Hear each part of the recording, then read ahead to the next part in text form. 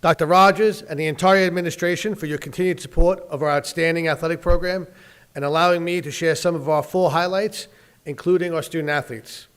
We've had another great season that included 1 Nassau County quarterfinalist, 3 Nassau County semifinalists, 2 Nassau County runner-ups, and 4 Nassau County champions, and 1 Long Island champion.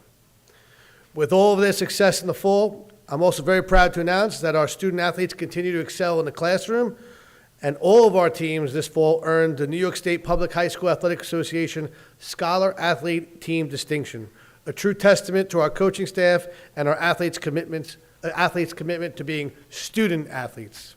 So thank you very much. To start recognizing our outstanding athletes, I'd like to introduce Ian Kazanchi. He is a 3-year starter and captain of our boys volleyball team. He was an important member of our county championship team last year, and he is one of our 3 all-county athletes from our boys volleyball team.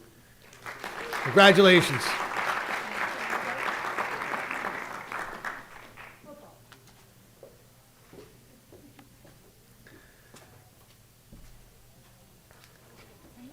Next up is Mr. Will Cawley. He's a 4-year varsity football player and captain of the varsity football team, and an integral part of our playoff runs, including our run last fall when we beat Farmingdale in the semifinals and ended up playing Massapequa in the championship game. Will battled all year despite a bad ankle sprain, and he represented the team with class and pride. I want to congratulate Will Cawley.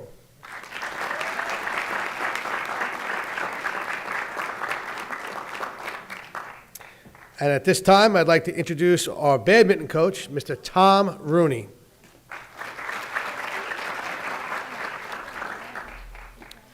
Hi, good evening. This is part of the Nassau County semifinalist boys badminton team. I'd like to recognize the all-county athletes. First up is sophomore Ryan Sue. Ryan is a 2-year starter and was all-county in singles. Next up is senior Aditi Varma. Aditi is a 4-year varsity player who was all-county in doubles. His partner is senior Sean O, who was also all-county. Next is Ethan Alex, who is a 2-time all-county doubles player. Thank you, guys.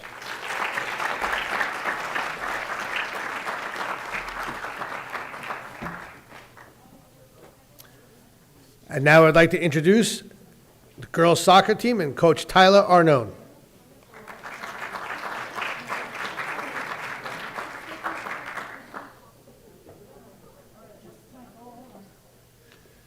Good evening, everyone.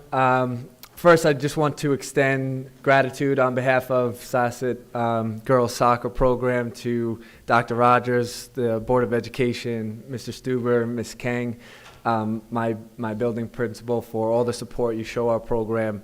The girls benefited and hopefully made the community proud with what they did this year. We have 3 tremendous student athletes, Alexa Beck, Bryn Schneider, and Jess Alessi, who won all county, with Alexa Beck and Jess Alessi winning all state honors as well.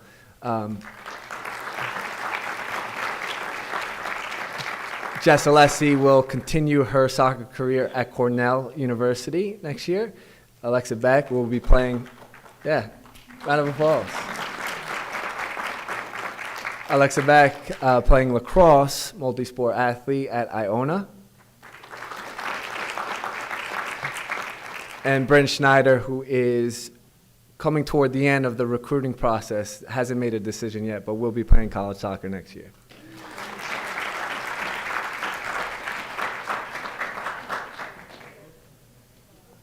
Congratulations, ladies. At this time, I'd like to introduce Coach Rich Caffiero, who coaches our boys cross-country team, who are New York State qualifiers representing Nassau County. Thank you very much. Good evening, Ms. Chang, members of the Board of Education, Dr. Rogers, administration, and our Syosset community.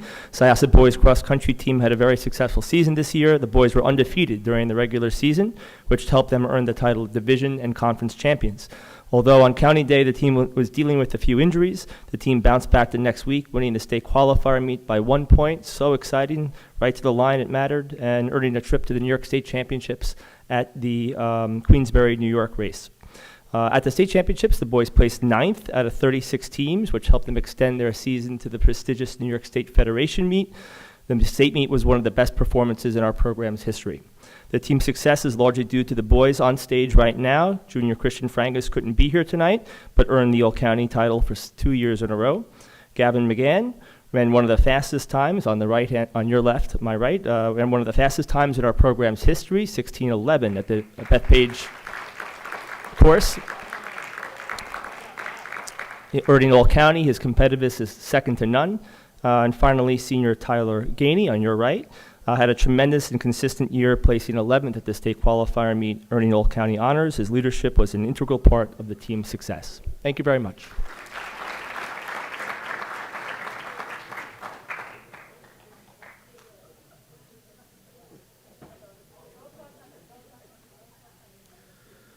Unfortunately, Coach Spiteri could not be here tonight, so I would gladly introduce the young ladies who are part of our Nassau County Championship cross-country team for the 13th consecutive season. Also state qualifying champion. I had the pleasure of watching the boys and the girls compete in the state qualifying meet, and I can tell you that this group of young ladies, you watch the boys compete, you watch all the different divisions, and you see like somebody from your school once or twice. The Syosset girls came in force. It was amazing to see them close, coming around Bethpage, and you see them come around the field, the polo field, and then they make their final push to the line, and it was amazing. All I saw was Syosset, and I knew we were winning and advancing, representing Nassau County to state qualify at the states. The girls cross country team finished the regular season undefeated. They went on to finish 6th at the state championship, following their county championship. And the following young ladies earned all-county honors: Linda Lynn, Ariana Sadrahami, Gianna Lavaca, Ashley Wong, Melissa Tanieri, Rin Furukawa, Juliana McCaskill, and Juliana Ragosa. Congratulations. Thank you, David. Great season. And now it brings me great pleasure to introduce coach of our Nassau County Championship boys soccer team, Coach Brett Waxon.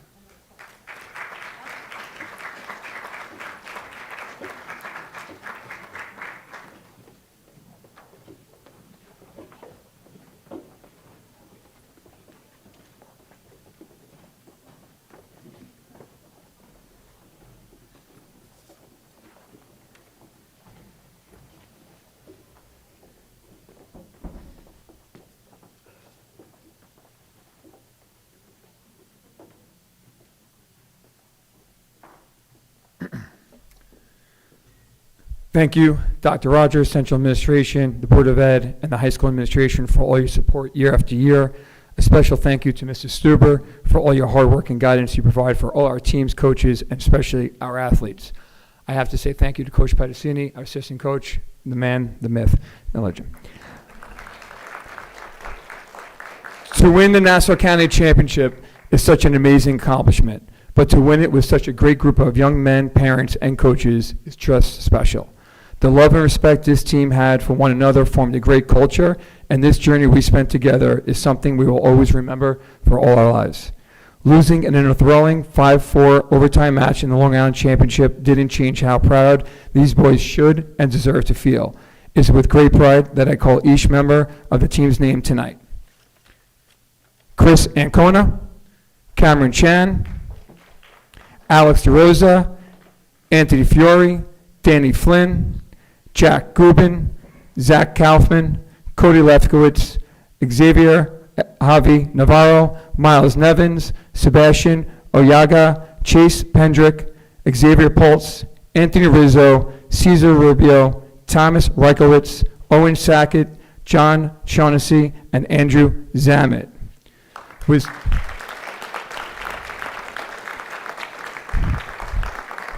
With such a great team accomplishment, we also were able to have 3 boys earn All-County. Junior Jake Dappis, unfortunately, is just landed from a plane ride from Florida from the soccer tournament. He's not able to make it, but Jake Dappis. Senior Rafael Daniele, who also received Defense Player of the Year. And senior captain Jack Pendrick, who was also recognized for earning the Ralph Whitney Award, which is the Conference Player of the Year. He was also Newsday's second team All-Long Island, and he was also second team All-State. Thank you to all our athletes tonight and everyone.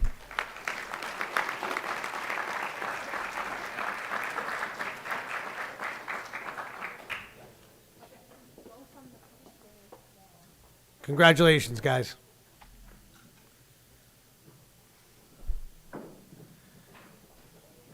And now it brings me great pleasure to introduce our head coach of our girls swimming and diving team, Coach Mike Cipollino.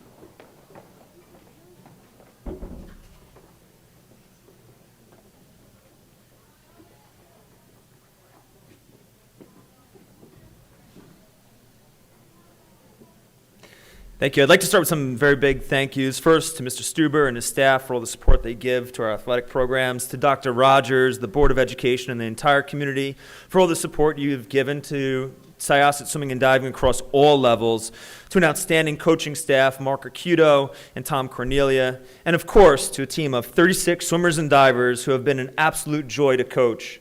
I'm so proud of this group, not only for the amazing accomplishments that they've achieved in the pool, but also for the great things that they have done for the community. At the start of our season, our girls team took the lead in organizing a Swim Across America event to raise money to help fight cancer. Syosset's fundraising total was over $15,500, and the event that we organized raised over $25,000. In the pool, our success continued, where we brought home our 4th consecutive Conference 1 championship, 4th consecutive division championship, and finally our 3rd consecutive county championship. It took the entire team to achieve these accomplishments, and here with us tonight are Jamie Beck, Hannah Chan, Rachel Chen, Haley Chi, Sophia Chin, Amanda Chin, Allison Chu, Lucia Garcia, Allison Hugh, Caroline Hugh, Layla J. Bear, Sophie Kill, Katie Kunn, Victoria Lau, Summer Lee, Rachel Lee, Priscilla Lee, Joelle Lee, Daniela Lerick, Madison Lynn, Jacqueline Liu, Rachel Liu, Jackie Liu, Chloe Ng, Mia Q, Sabrina Shen, Carol Sun, Emily Wang, Jamie Wong, and Isabella Young. It takes a big team to win the county championship. I'd also like to acknowledge our all-county and all-state athletes. Rachel Chen, all-county. Amanda Chin, all-county. Caroline Hugh, all-county, all-state. Joelle Lee, all-county, all-state. Jacqueline Liu, all-county, all-state. And finally, Madison Lynn, all-county, all-state. And she was also honored by Newsday as part of the All-Long Island team. Great job, girls. Thank you very much.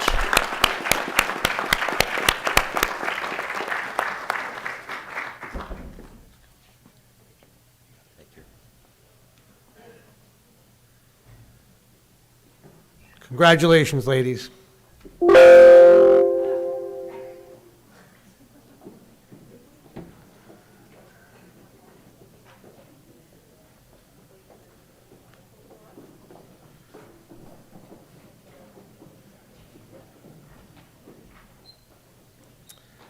And last but certainly not least, our Nassau County and Long Island champion and New York State finalist girls tennis team led by head coach Shai Fisher.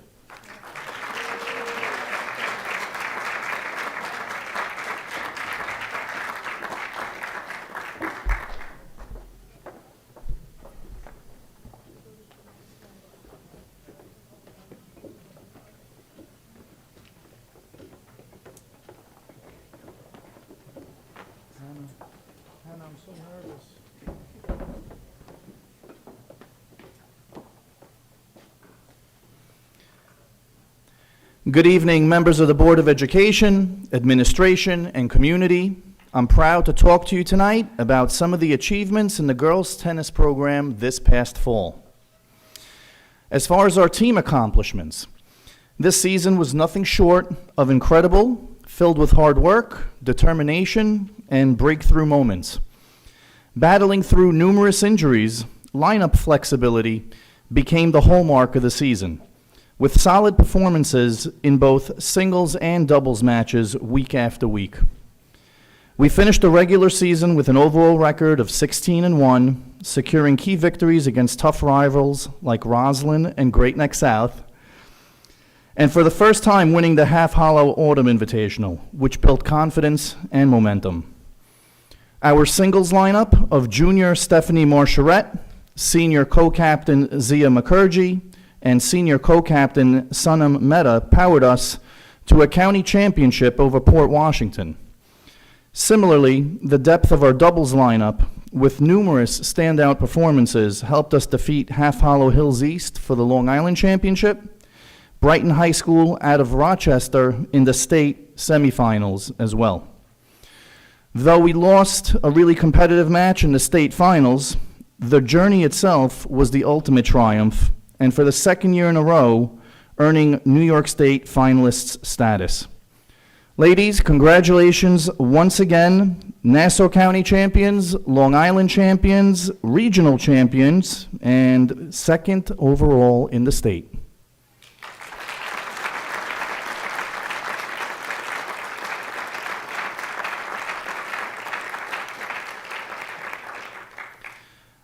Moving on to our individual honors, we had 3 ladies earn All-County.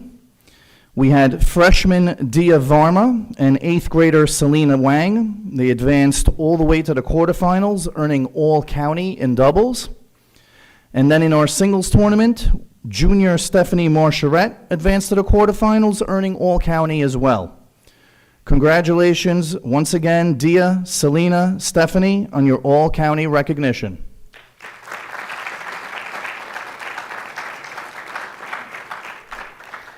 And lastly, we had 2 young ladies earn all-state honors. Junior Elaine Liu and 7th grader Hannah Wang made it all the way to the semifinal round in doubles, finishing 4th in the entire tournament and earning all-state recognition. Congratulations once again to both Elaine and Hannah.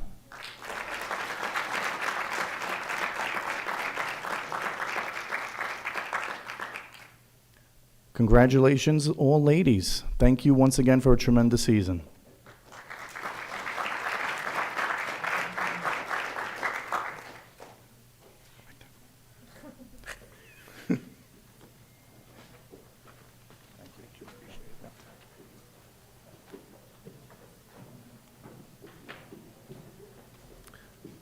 I would be remiss if I didn't thank the people who were in the room celebrating their children, the parents and guardians of these outstanding young men and women. Congratulations. I know I speak for all the coaching staff that we can only imagine how proud you are of these tremendous young student athletes. So congratulations to the parents as well.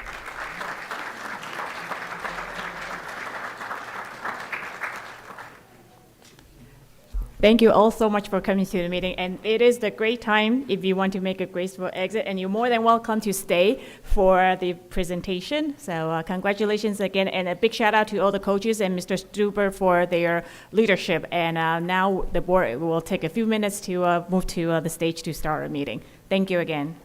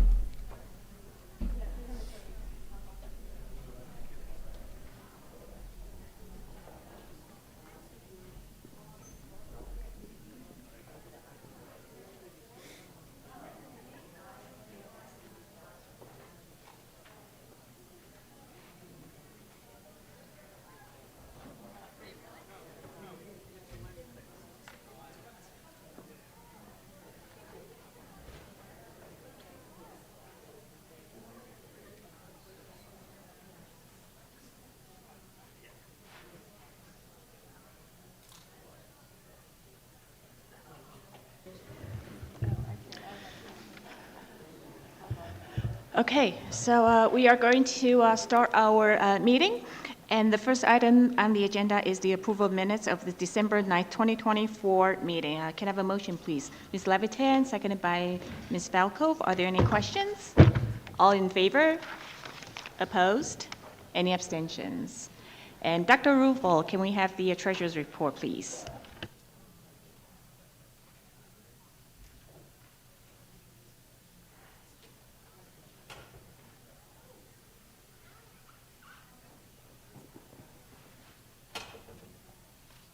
There you go.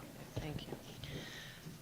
As indicated in the Treasurer's Report, the cash on hand for the month end November 2024 was $140,350,729.76.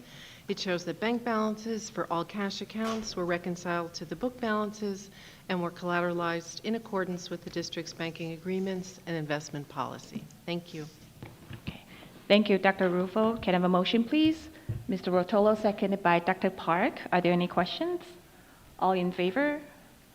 Opposed? Any abstentions? Okay. And then we are going to have Dr. Rogers to give us his monthly report, please. Just two short comments from me because we have some, I think, interesting presentations that I know the board is interested in discussing. But I did want to just notify the community that we'll be sending out a survey later this week. As you know, we've invited members of the community, alumni, to be part of a committee to help us narrow down the options for what a future mascot might be for the school district. And we're going to be soliciting some input from community members via an online survey. So wanted to let folks know that that was on its way.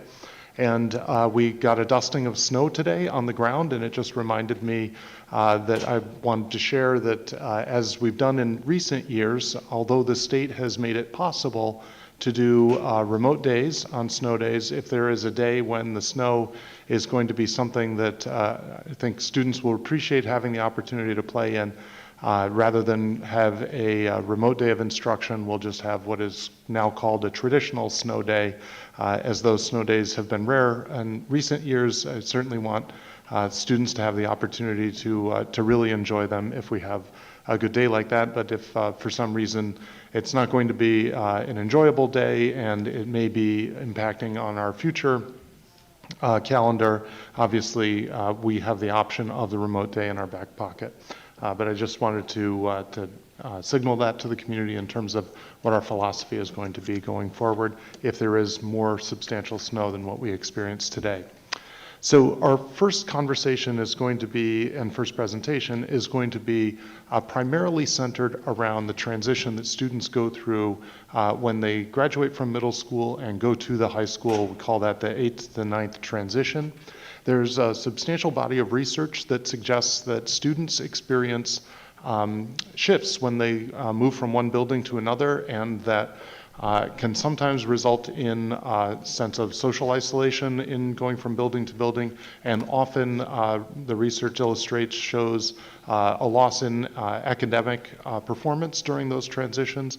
And the better a school district is at all building transitions, whether at the elementary or the secondary level, the more students can have an even experience and not lose their momentum.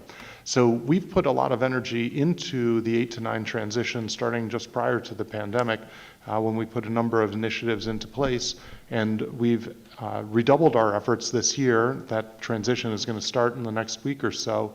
So we wanted to share some of the changes that have been made, but to kind of set the stage for this, I wanted to talk about some of the changes that have been made in some of our other transitions.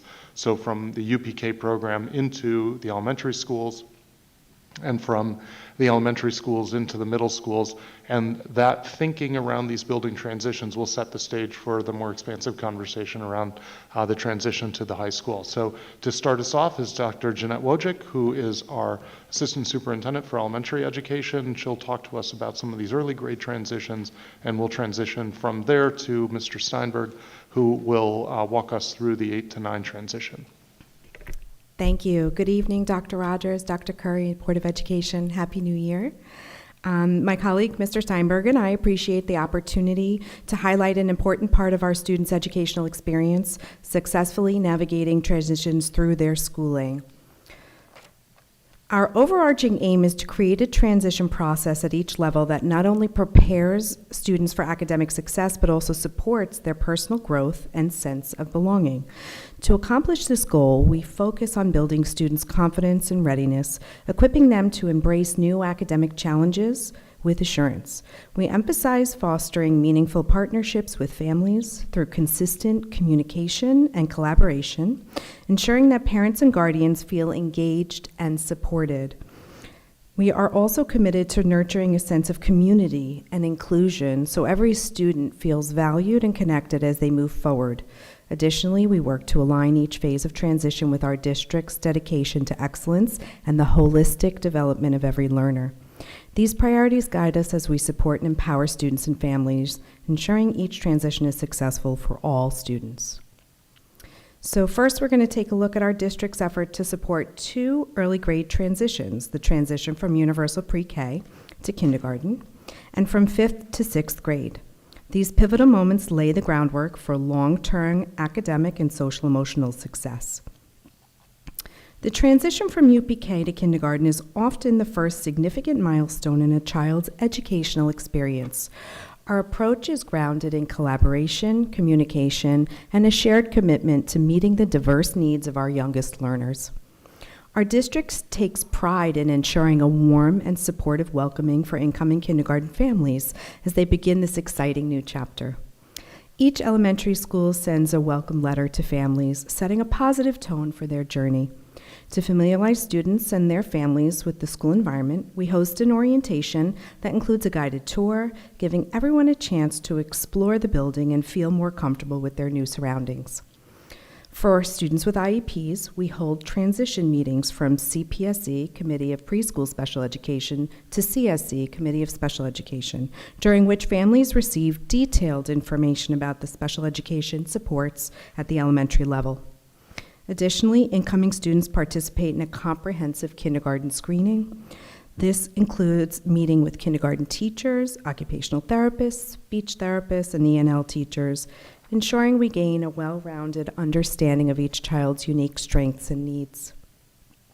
Preparing for a successful transition to kindergarten involves a collaborative and comprehensive approach to ensure that students and families feel supported. Articulation meetings with the leaders of each UPK site provide an opportunity to align on key transition goals and share insights.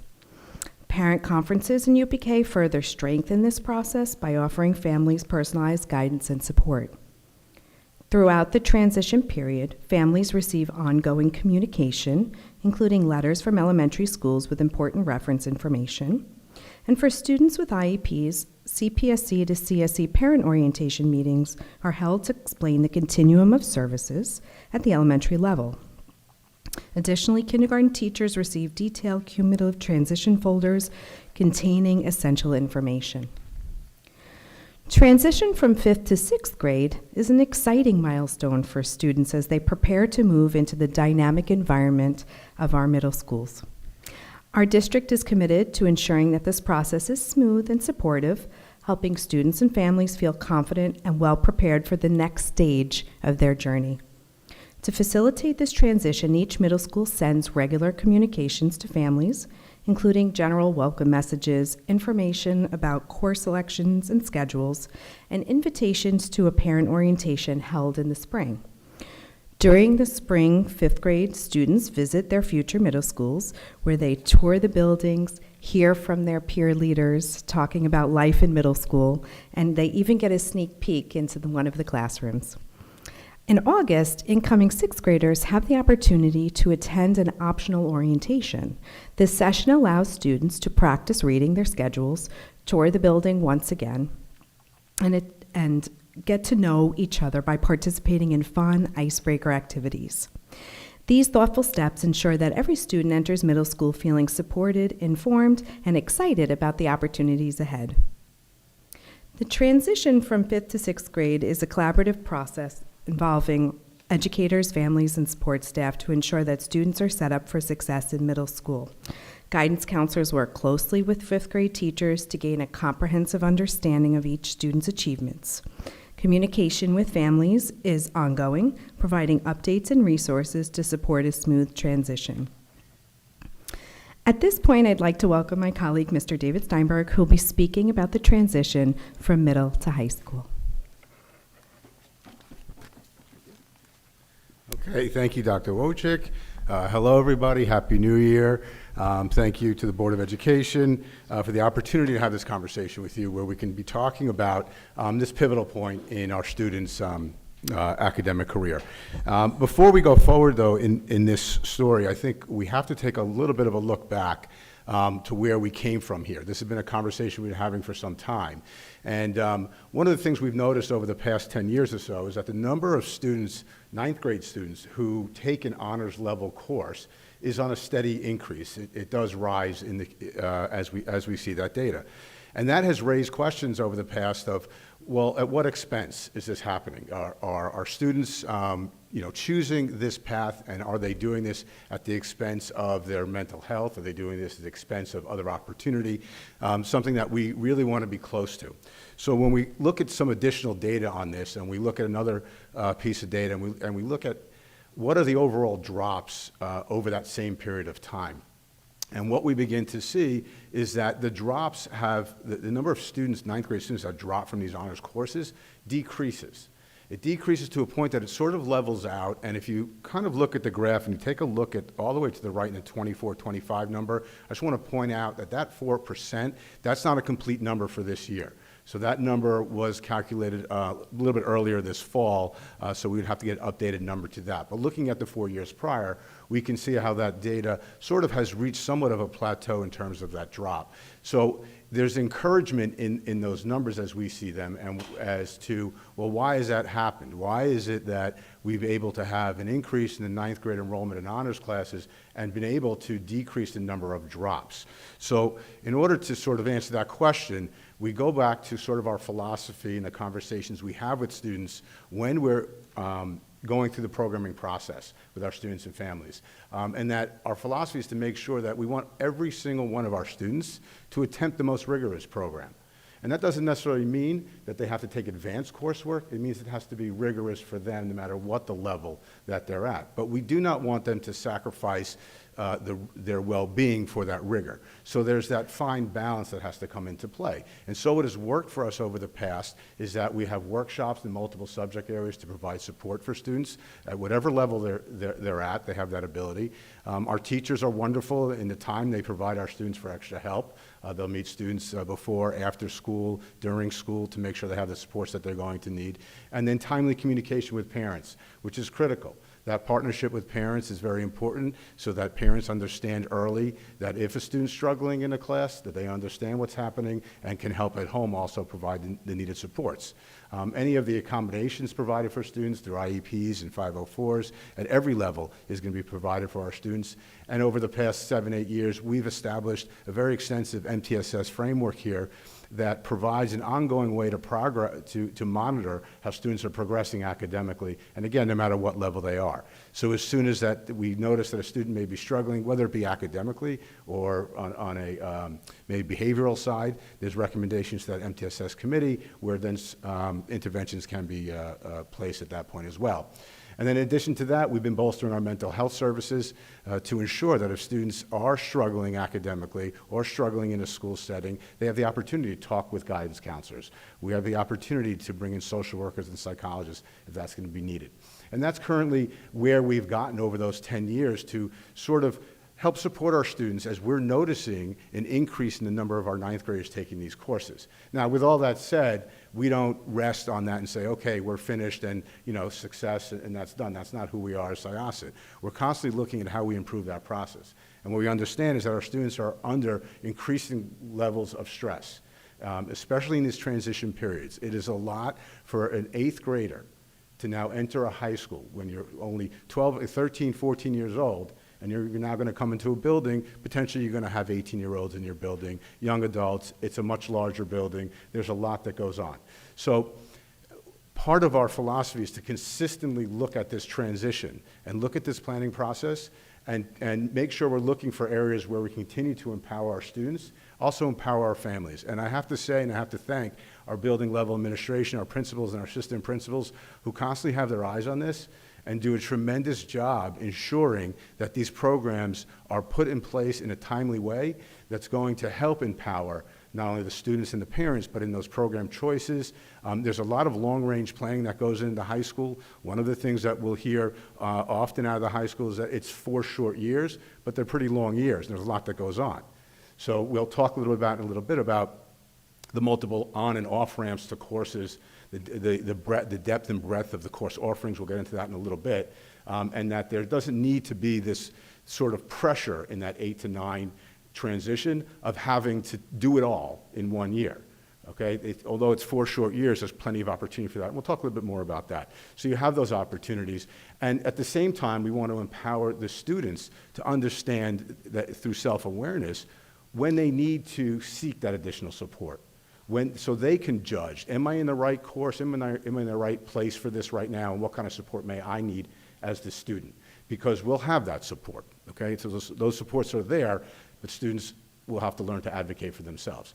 So when we look at 24-25 transition, what we've been able to do this year and this year alone is we've made some significant improvements to the process. The one that we're actually really excited about is going to begin tomorrow, January 7th. These are in-district field trips where every one of our 8th graders from both Southwoods Middle School and Harry B. Thompson Middle School will visit the high school. They will visit the high school over the course of 4 days. So Southwoods will visit the high school tomorrow, and on the 14th, and the 8th graders from HBT will be coming to the high school on the 9th and the 15th, where they're going to be led around by high school students as the 8th graders get exposed to all the different elective opportunities that they will have. So they will go and visit the human ecology, they'll visit technology, they'll visit the art department, and they'll visit teachers, students, and they will see the coursework. So the idea behind this is that when they get into their program period, they have now already been in the high school, they've had a touch point in the high school, they've seen the high school, they got a feeling of what it's like, they have spoken to high school students, and they've spoken to teachers, and they've seen and got to hear about a curriculum that might interest them or might not interest them. So we're really excited for that to kick off tomorrow. That's a big improvement, and that's taken a lot of work, and again, a big thank you to the building level administration for putting all of that together. We've also included this year a 9th grade specific curriculum guide. So the teams have been hard at work reviewing the overall curriculum guide, updating our descriptions, making sure that things are nice and clear for everybody. And then the decision was, well, let's pull out the 9th grade available courses so that it's more accessible to our 8th grade students and their parents, so they don't have to go through this, real big catalog of all these courses that they're not eligible for yet. They still have access to it. You can still access that on the website, so that you still can see it and what might be coming, but yet you can see what's right in front of you in the 9th grade guide. On top of that, too, we made a shift in one of our courses, our 9th grade peer educators course, which is a leadership course at the high school for 9th graders. In years past, that course met every single day. And by meeting every single day, what that does is it kind of limits the ability of some of the 8th graders to get that in their schedule. It competes with other courses like music and art and things along that line. When we had our articulation meeting in December, which we'll talk a little bit more about in the presentation, the idea was circulated in that articulation committee, which is comprised of the high school and middle school guidance counselors, along with teachers and administrators. And it was decided that that class should move to an alternate day course because it will open up flexibility for the incoming ninth graders. So more students would be able to take this leadership course as they come into the high school, and it would open up a half credit, basically, for them to take an additional elective. So providing them more choice as they come in. So as a ninth grader coming in, they're not getting locked into something. So they'll have more choice at that point. And then we expanded our use of Naviance, which typically is used at the high school to help with career awareness. It helps with personality trait identification. And to have that at the middle schools prior to their visit with us this month, again, empowers students to get a little bit better understanding of where their interests might lie, to help them make a decision about which of the elective courses do they want to choose. So those are some of the new initiatives that we put into place just this coming year. So as we look at the comprehensive transition program, it really begins back in September of this year. So if the eighth graders this year, their transition starts the beginning of this year through our high school's PTSA Curriculum Council. The high school PTSA Curriculum Council works very closely with high school administration to choose the content areas that will be presented via live stream on a monthly basis. And you can see in the presentation the topics this year range from world language through science, and all eighth grade parents are invited to attend those. So the eighth grade parents can attend via the live stream. The live streams are recorded, then they're made available. So any eighth grade parent or student can then watch these and begin to get a sense of what the high school curriculum feels like. So again, beginning in that September period of time. Then our guidance department at the high school follows up with presentations on programming in December, and then later in February, more on the peer leadership program. And then this kind of process for the parents finishes up on March 20th, where the guidance department hosts, again via live stream, an incoming ninth grade orientation, where the high school then will talk about really all things high school and what it means to be coming into the high school. So that'll be in September. Just this past December, as I was talking about earlier, the high school hosts an articulation meeting. So that's a meeting where your high school guidance, mental health professionals, teachers, administrators come together to talk about the overall high school program and to talk about any changes that might have occurred in the program and give the opportunity for the eighth grade guidance counselors to ask any questions so they are clear on how they're going to be guiding and the conversations they're going to be having. And one of the, there's actually three sort of pillars to this conversation. The three pillars here is that there's something for everyone. That's discussed, meaning with the breadth and depth of the academic program, that students can find almost anything that they're interested in, and then the extracurricular program that has well over 100 groups and clubs, and our athletic program, and those are discussed as something that's for everybody at that time. So all students will feel comfortable coming to the high school. The other key component here is being kind to yourself. And this is a conversation that all the guidance counselors, administrators, and teachers are having with our students to be kind to themselves in this process, meaning it could be very overwhelming with all of these choices, and your first thought is, I want to do it all. I want to do it all, and I want to do it at the highest level I can do it. But the conversation is, you don't have to rush into it. You don't have to rush into it, because the third piece of this is that there are multiple on and off ramps to the academic program once you're in high school. So because you didn't start in an advanced track, let's say, in a ninth grade, doesn't mean you can't get on an advanced track later on in your high school career. If you didn't take a certain AP in ninth grade, doesn't mean you can't catch up and take those APs later. There are multiple on-ramps to do that. One of the things that we encourage the students to do is to challenge themselves. We want them to get out there and go after that rigor. Try something and do your best at it, and we're going to have supports in place. And if you don't succeed at that, hey, that's fine, because there's an off-ramp to that. And we can get you off that and get you into a course and get you on a path that's more suitable, and the next year, you can try again. Right? And you can try again at the next point. So the idea is to sort of go after that rigor, challenge yourself, but don't do that at the expense of your own well-being. We want that to be balanced. So that is something that, again, will keep coming up in terms of what happens within those conversations. So on tomorrow night, the 7th, we'll be releasing, you'll see the high school, Dr. Durante will be sending an email welcoming all 8th grade families to the high school. And in that email, he will have a link to the e-book. So the e-book is a 9th grade orientation book where there is a recorded message from Dr. Durante, which I highly recommend that you listen to it. He's wonderful. It is warm, a welcoming, comprehensive message. You immediately feel welcome to the high school just listening to that.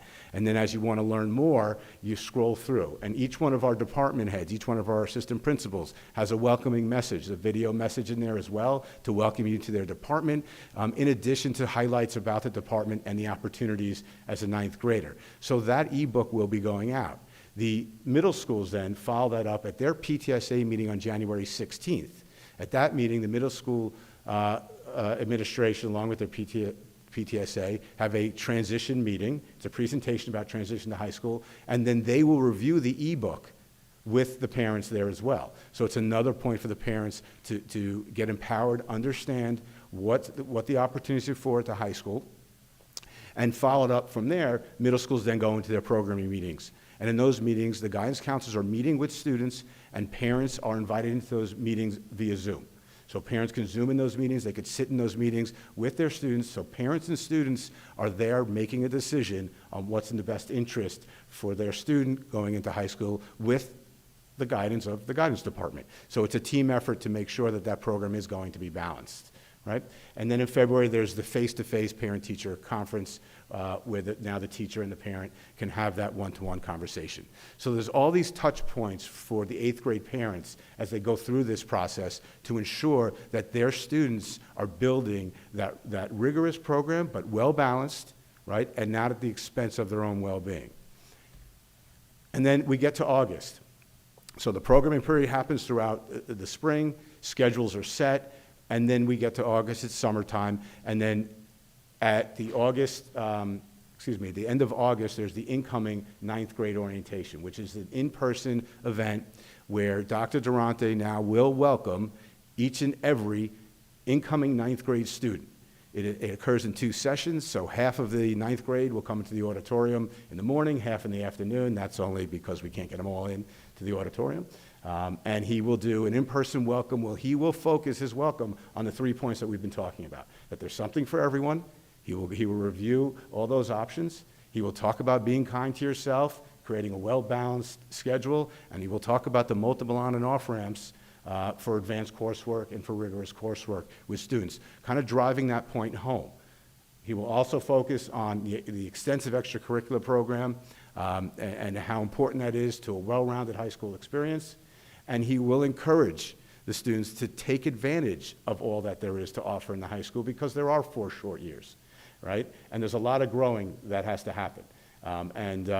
And it's a wonderful event, and so the students get that welcome message from Dr. Durante, and then they attend an extracurricular fair where all the clubs will have booths set up in the main gym and the aux gym, and the incoming 9th grade students then can walk around, talk to other students who are running these clubs, ask questions. They can sign up for the clubs right at that point. They don't have to, but it's an opportunity for them to learn more about the clubs at that point. So that's what happens in August. And then, of course, in September, well, it's welcome to the high school.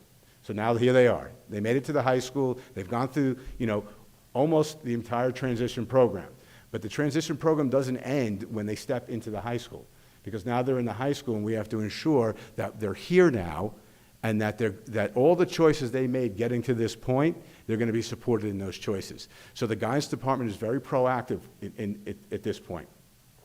The guidance counselors will have small group meetings, and in those meetings, they're basically checking in with the 9th graders. They're making sure that they understand the activities, they're reinforcing the messaging, they're reinforcing the transcripts and different services available to them, and they're informing the students about the different support groups that guidance offers. So there's all kinds of groups. There's a few listed here.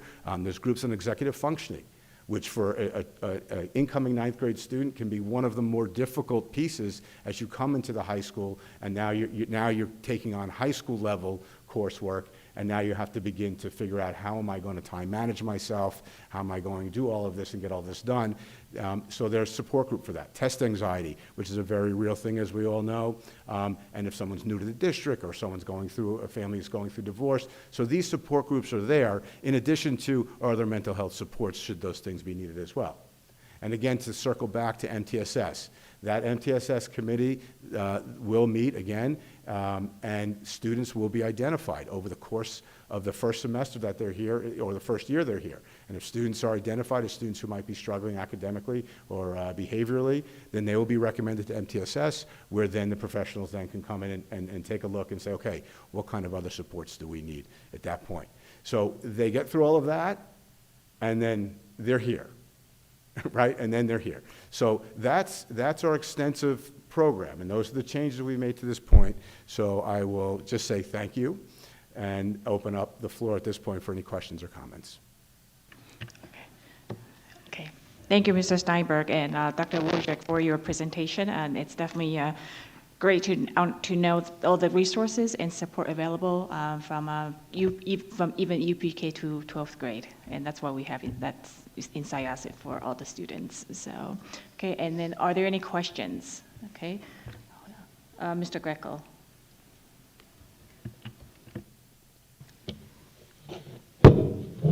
Thank you both. Always so helpful to hear from both of you on these issues. I have a question. This one pretty narrow. So AP World 1, you gave a figure with at least one honors course being taken as I think it was 77%. Does that include that one particular class? And you'll understand why I'm asking. Mm-hmm. Does that include that with respect to the other 4 core honors classes? Yeah. Yeah, so those, the honors courses in this data would include the AP World. It would include the Spanish honors. It includes the English honors, and it includes science and math. Yeah, that's what's included. So obviously I know so much goes into putting together these presentations, and the last thing I'm trying to do is, critique it at all. But one thing that would be helpful, at least for me, is when we have this kind of presentation and you give us a graph that says freshmen taking at least one honors course, I'd love to see percentage of freshmen taking 2, 3, and really what I'm looking for would be 4 and 5. I just think down the road, we don't need that tonight, obviously, and I wouldn't ask you to come up with it tonight. But that would be helpful as we make decisions in the future to have that presentation and that information. So that's just one very, very minor comment. The other thing I'll say is the PTSA's curriculum committee presentation. I mean, they're wonderful, right? Your work with the PTA to get the heads of the departments to present with students. The 8th graders that are invited to that, how are they, is this an email coming from the building leadership, or is it just through the PTA that they're being invited? Because obviously the more 8th grade parents that are watching that's very early on in the year, and then they realize that there's 6 of them, and then the guidance ones, and it's just a great transition into the high school. How is that conveyed to them? So that's an email that's sent out, I believe that's through Dr. Durante's office, through the high school's office. He sends it out, which is part of that welcome. Again, it's that, that touch that, and I have, we have to give a lot of credit to Dr. Durante. We all know him, and we know how warm and welcoming he is. That's part of it. So he sends that email out to welcome them in. And if they miss it, any of these presentations, for whatever reason, again, they're recorded and readily available, so parents can go back and watch them again. So if anyone missed, tonight they're hearing this and they're saying, I didn't know about this, and they look back at the dates and they say, well, the last one is January 15th, I missed the first 3, they can go back and watch them, they're available. And just to your other point, I made a note about your data, so thank you. Mr. Ostrich.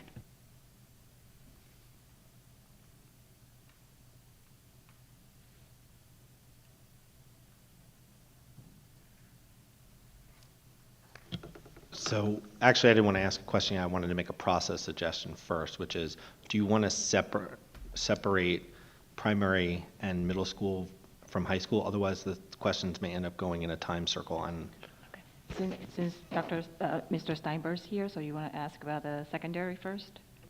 I guess what I was asking is, all of us do questions from one set of schools first and then circle up to the second set of schools, as opposed to having it go in circles back and forth between grades. it's fine. Go ahead, just go ahead with your questions.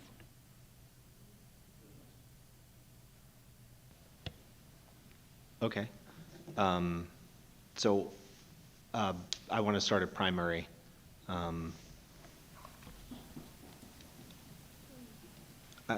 I guess my number one question is regarding students that transition from elementary to middle and IEP consultation. So I think the presentation mentioned that folks, either admin or some teachers or service providers, sit in on the annual review Yes. for fifth grade. Mhm. So can you just expand a little bit? Sure. How often it's service providers, how often it's admin responsible, if they're attending multiple meetings or just the annual review meeting? So every year for students with IEPs, we're required to have an annual review. And when we have a student transitioning from 5th to 6th grade, the 5th grade IEP team meets to develop the plan for 6th grade for the student. But in order to do that, they invite the middle school staff to come join them for that annual review. That includes usually a psychologist comes from the middle school, oftentimes Ms. Waters or Ms. Burke from Southwoods, the CSE administrators from the middle schools may join, so that there's an opportunity for the 5th grade team, the child's team, to build a plan that fits with the middle school, so families can understand what supports and services are available for their child when they enter and transition from 5th to 6th. So there is one meeting, at least, at the annual review, where the whole team gets together to build a plan for transition. So one of my observations about annual reviews is they tend to be somewhat dense meetings, and so sometimes I wonder if having a representative at that one meeting is actually going to be sufficient, because it seems like you're going to have to do a big step back to preview the student's history and then discuss the IEP for the coming year and then come up with the plan. I'm just curious about why we chose sort of only the annual review meeting as the way to start that transition. So that's the official point in time where the plan is made for the child as they move into 6th grade. But before that, there's a lot of articulation discussions that take place. So oftentimes, the guidance counselors from the middle school speak with the 5th grade teachers. The special education providers, if the child is receiving speech and may continue to receive speech in 6th grade, those conversations are happening beforehand. So administrators are speaking with one another. So while that seems like the time that everything either begins or takes place, there's conversations ahead of time with families, so that they're prepared usually to say, like, here's what you may expect when you come to the transition CSE. So it is a big meeting. There are lots to discuss, and usually there's opportunities where special education supports reach out after and have conversations with families to make sure. And then once families receive the IEP, if they have any questions, they certainly can circle back to either team to help clarify. I just have one more question about this, and then, so how often is it not just the administrator who's in charge of CSE who's attending the meeting and multiple service, or at least one service provider? From the 6th grade team. So it's always a representative. There's always a representative from the 6th grade team, and it does vary. Usually it is the psychologist. Sometimes, whoever, if there's counseling involved, the social worker might be present. It depends on what the child's needs are. So usually there is definitely a psychologist or a representative, and then oftentimes an administrator may attend as well. Okay, and my last question is, how do you assess the UPK to K and the 5th to 6th transition programs are working currently? And what is that based on? So generally speaking, when we look at transitions for students, we ensure that we are communicating as effectively as possible with families. So when we look at that, we always make sure that all of our communication is sent to any families who are registered. If there's ongoing registration, we always make sure that communication is sent. It's translated into many different languages. The assessment, if you will, of how effective our transitions are when we see our students come to school in the fall. And they're ready. They've experienced the school. Families are prepared with what they need to be prepared with. As far as the UPK to K transition, sometimes that's a little bit more sensitive with regard to students and kindergartners entering a new building. It's much bigger than their preschool. There's warm welcomes. The children are happy to join in. They know who their teachers are. They've been to the school. And the same thing with the 6th grade transition. They've met the school, they know their schedule, they've been able to walk in. So often we see that success or as children come in.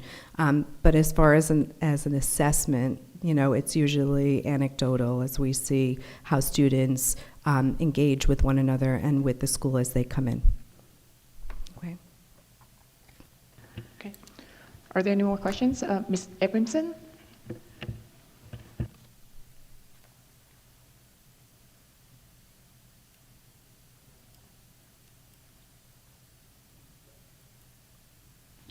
Okay, sorry.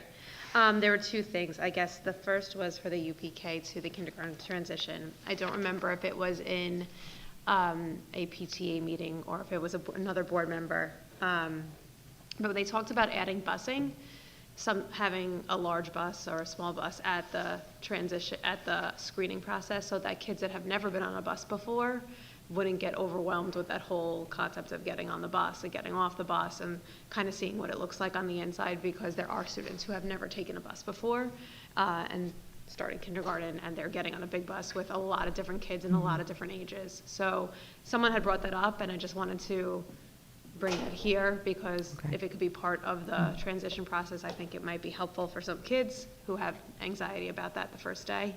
Great, thank you. And then regarding 8th to 9th grade transition, and I don't know if there's going to be an answer to the question or if it's more of a statement than a question, but you talked about, and I've been hearing this a lot in like the field, so to speak, but everyone talks about how many honors classes your kids have to take, and my kid wants to take all honors classes and they have to do that and all those things. And it's a culture, and it's become the culture. And it becomes the feeling in 8th grade, and they all talk about it. So I respect everything you said tonight, and I hope that's what is being said when they come in here. I just don't know how we break that spell, because it's a two-pronged problem, and there's some people have told me there, and my kid does not have the stigma, but other kids have the stigma where they don't want to drop a class, and they're going to stay in the honors class because they're afraid what people will say if they drop it. And the other part of the sword is they're taking too many, and they have nowhere to go from there, and they're totally overwhelmed, but they feel like that's the way and you have to do it. So I really appreciate this, because it didn't seem to focus on that as much, but I'm concerned because it's not what I hear anywhere else and not what I've felt as a parent. So I hope that we're trying to move away from that, and I hope that we really try, especially in 9th grade, and let them like add more and show progress in different things. It really has to change that we put so much pressure to be in all honors all the time, and that's the rigor of it. And it could just be high school. So I appreciate what you said. I just really think that there's a lot of stress on the students and a lot of pressure to perform in that way, and that's not necessarily the best way. So thank you, but I really just hope that it starts to show with what the kids start to take, as opposed to they have to do this. So. Yeah, well, thank you, and because that's our hope, and our hope in the work is that we can help students to sort of break, a little bit of that cycle, and we understand, what those external pressures are, and we understand what it is to be a SIASA student, and there is so much opportunity here, and when there is so much opportunity, right, and you have this buffet in front of you, it's hard not to eat everything on the buffet, and then you get sick. Right? So it's kind of sort of along those lines. So our job and what we're working very intently on is helping students to really acquire the skills, right, to make those decisions, and that's a lot of our SEL programming, and that's why we focus on that so much in the middle level and then reinforce it at the high school level. So they gain that self-awareness and that ability to make those decisions for themselves, and they don't succumb so much to sort of this peer pressure that you're alluding to that might be out there, whether it's, you know, on either end of the spectrum. So yeah, it's a challenge for us. We understand that this is the program we have. And that's why we continually are working at it, and why on an annual basis there's a review for it. And the reason for sort of starting the presentation was with the 4 improvements was sort of to make that point that we understand that this is an ongoing sort of issue that we're facing with our kids, and that we got to just stay on top of it. So thank you. Mm-hmm. Just one more thing. I know it's part of the student information that they're getting, but it will also be part of the parent orientation that that rigor doesn't necessarily mean 75 APs and honors. Yes. It means what's best for your student and works for them. Yes, so it is very much part of that presentation, especially the March 20th incoming parent orientation the guidance runs. Those 3 ideas of just there's something for everyone, be kind to yourself, and multiple on and off ramps. So those 3 is sort of repeated in every avenue when we're having this conversation, so that we kind of start to drive that messaging home. That begins early in our conversations. The 8th grade counselors are having that, the 9th grade counselors are, and so we try to get that through as much as we can. Ms. Koshia and Mr. Greco.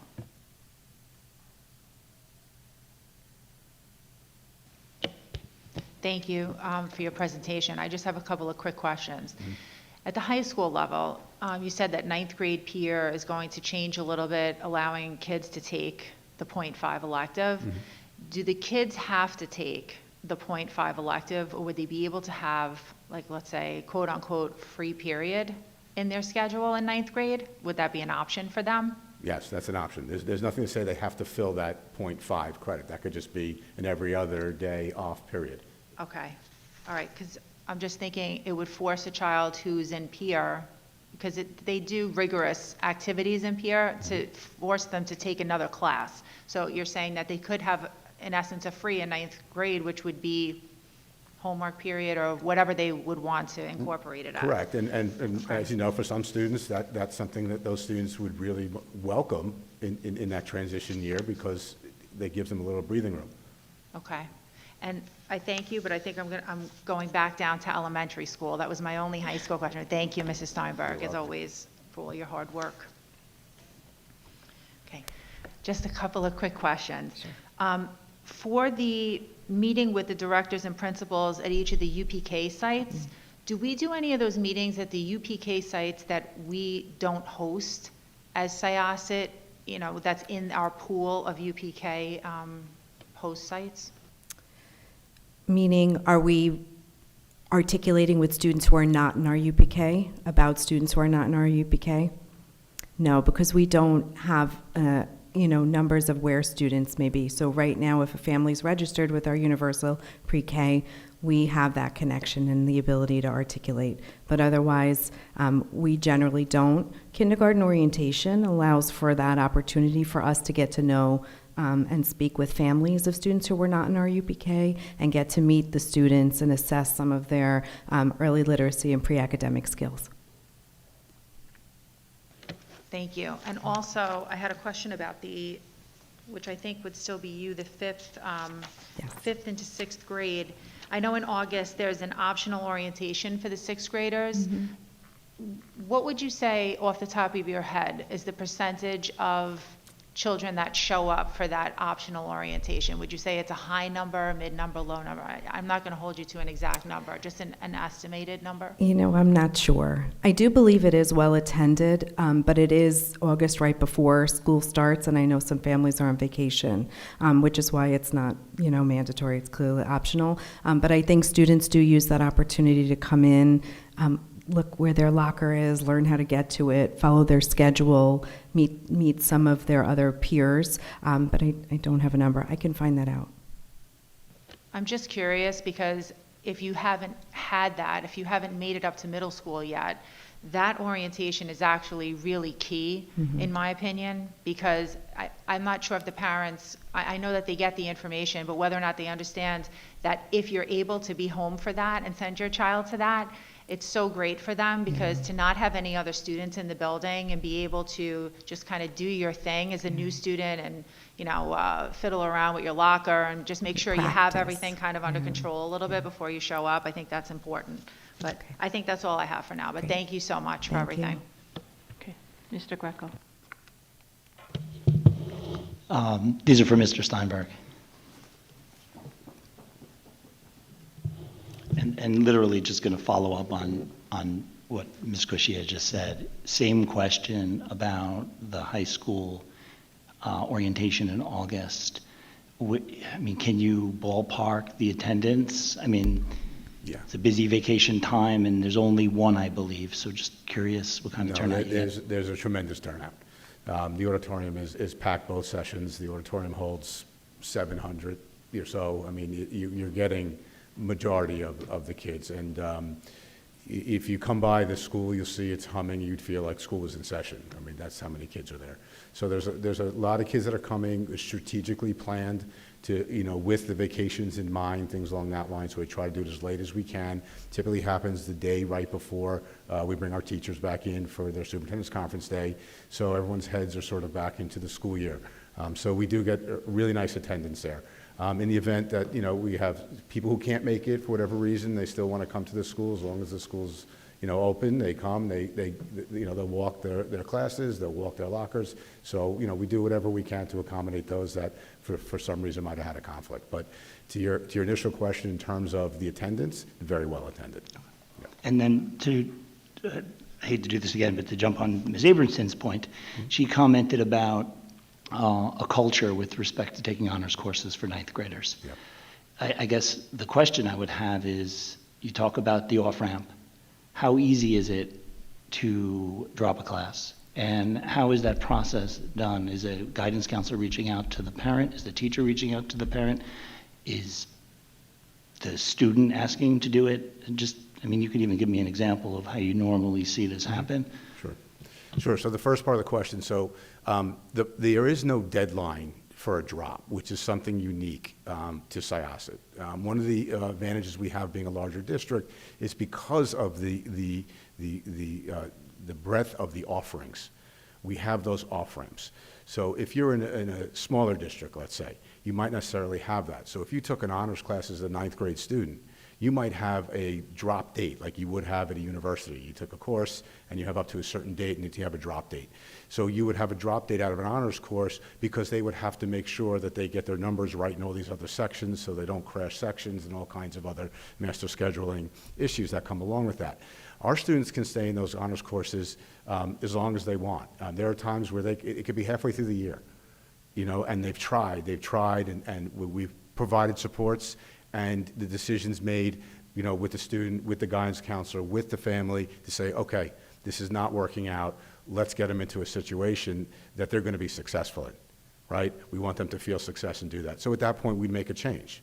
We make a change at that point, and they would move into then the appropriate level. And then we'd put supports in place to make sure that even in that transition, that they're not losing out, that they're not going to be, you know, falling behind in that situation as well.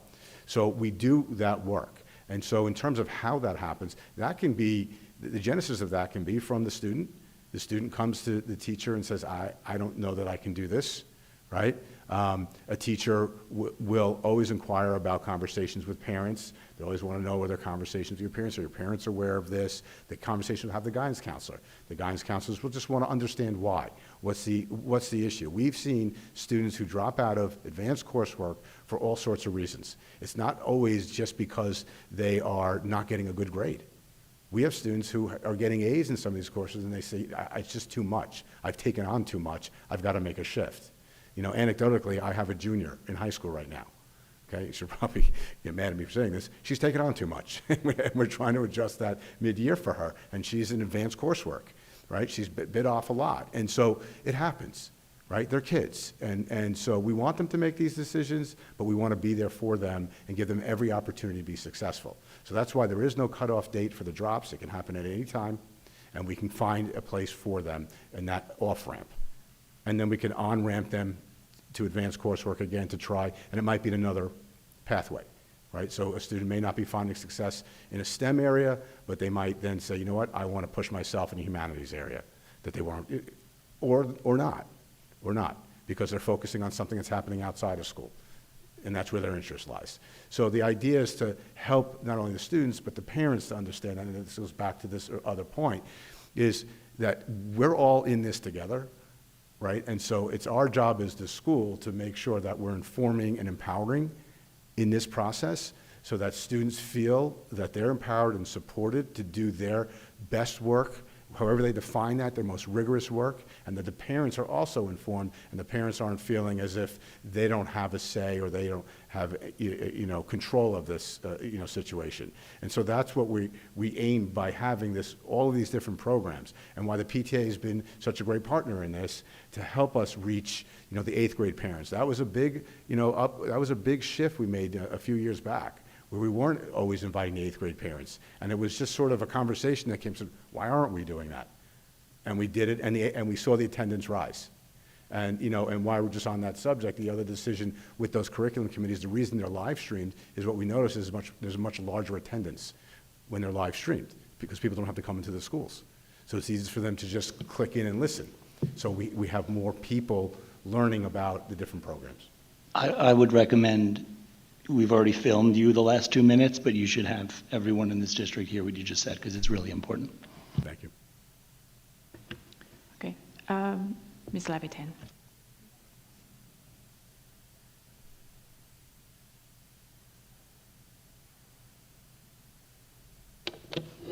Okay, great. So this is directly related to what Lynn and Brian were talking about, and it's clearly a culture here that exists. Two-part question. So we have the orientations, we have the streams, it's all great, the attendance is great. Could you elaborate a little more about on how an individual student course selection for 9th grade happens, because the student doesn't get a chance to meet with a high school guidance counselor until the schedule's already done, correct?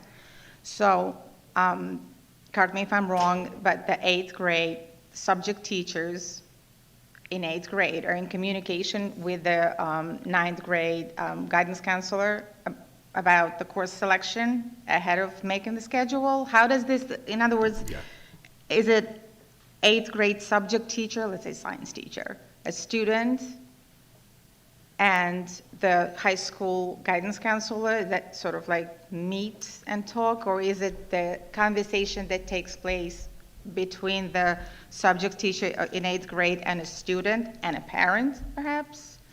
In other words, where is the opportunity and who is it on to educate the incoming 9th grader, especially the first-time 9th grader, especially if it's the oldest child in the family?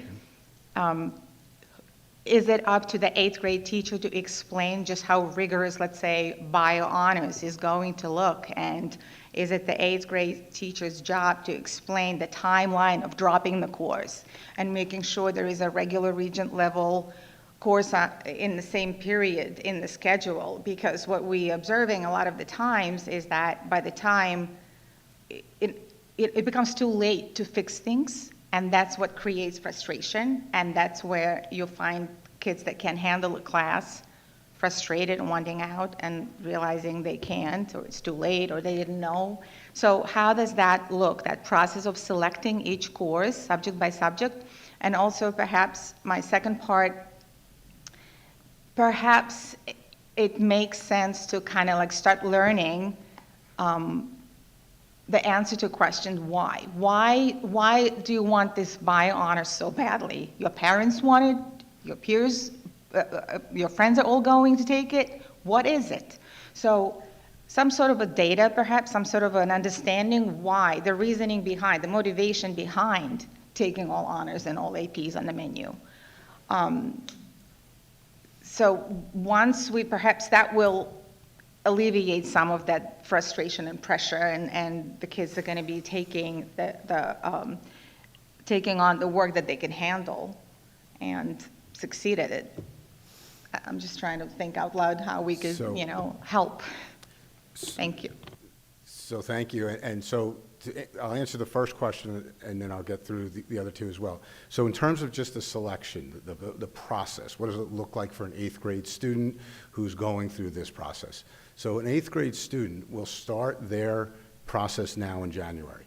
Okay, so we mentioned that they have the 8th grade visits to the high school. 8th grade students will come, they'll meet people in the high school, they'll get exposed to the curriculum in the high school. So that'll start them thinking in that process. That's then followed by meetings with their guidance counselors. Now, the guidance counselors are getting basically sort of like a recommendation sheet from the teachers, the 8th grade guidance counselors. So those 8th grade teachers know their students. So based upon what they know about their students, they make a recommendation. And it's just a recommendation, it's a teacher recommendation, but it is one of the strongest points for us as a data point to understanding the proper placement for a student in 9th grade, because that teacher knows them the best. So they'll make that recommendation to the guidance counselor. Now, when the parents meet with the guidance counselors or the parents are talking to their students at home, and I'm sure you understand this, sometimes those conversations can go away from a recommendation or they can go towards a recommendation. Right? And in the district, the students have right to courses, right? So even as a teacher recommendation, it doesn't preclude them for signing up for a different course, right? So if I'm a student in 8th grade and my teacher says to me, okay, Dave, I think you're going to be best fit for the bioregions course, and I go home and my mother says, oh, no, you're going to honors, right? And then they call up in the meeting, the guidance counselor says, no, you're going to honors. I want them in honors. Okay, well, the guidance counselor can have that conversation with the parents and try to, talk to the parent about what the best placement is. But at the end of the day, the family is going to make that decision. The guidance counselor is not going to make that decision, right? Does that make sense? So, right. So that kind of goes into your second part of, so why aren't some of these students being successful at that point? And you're saying sort of, when it's too late.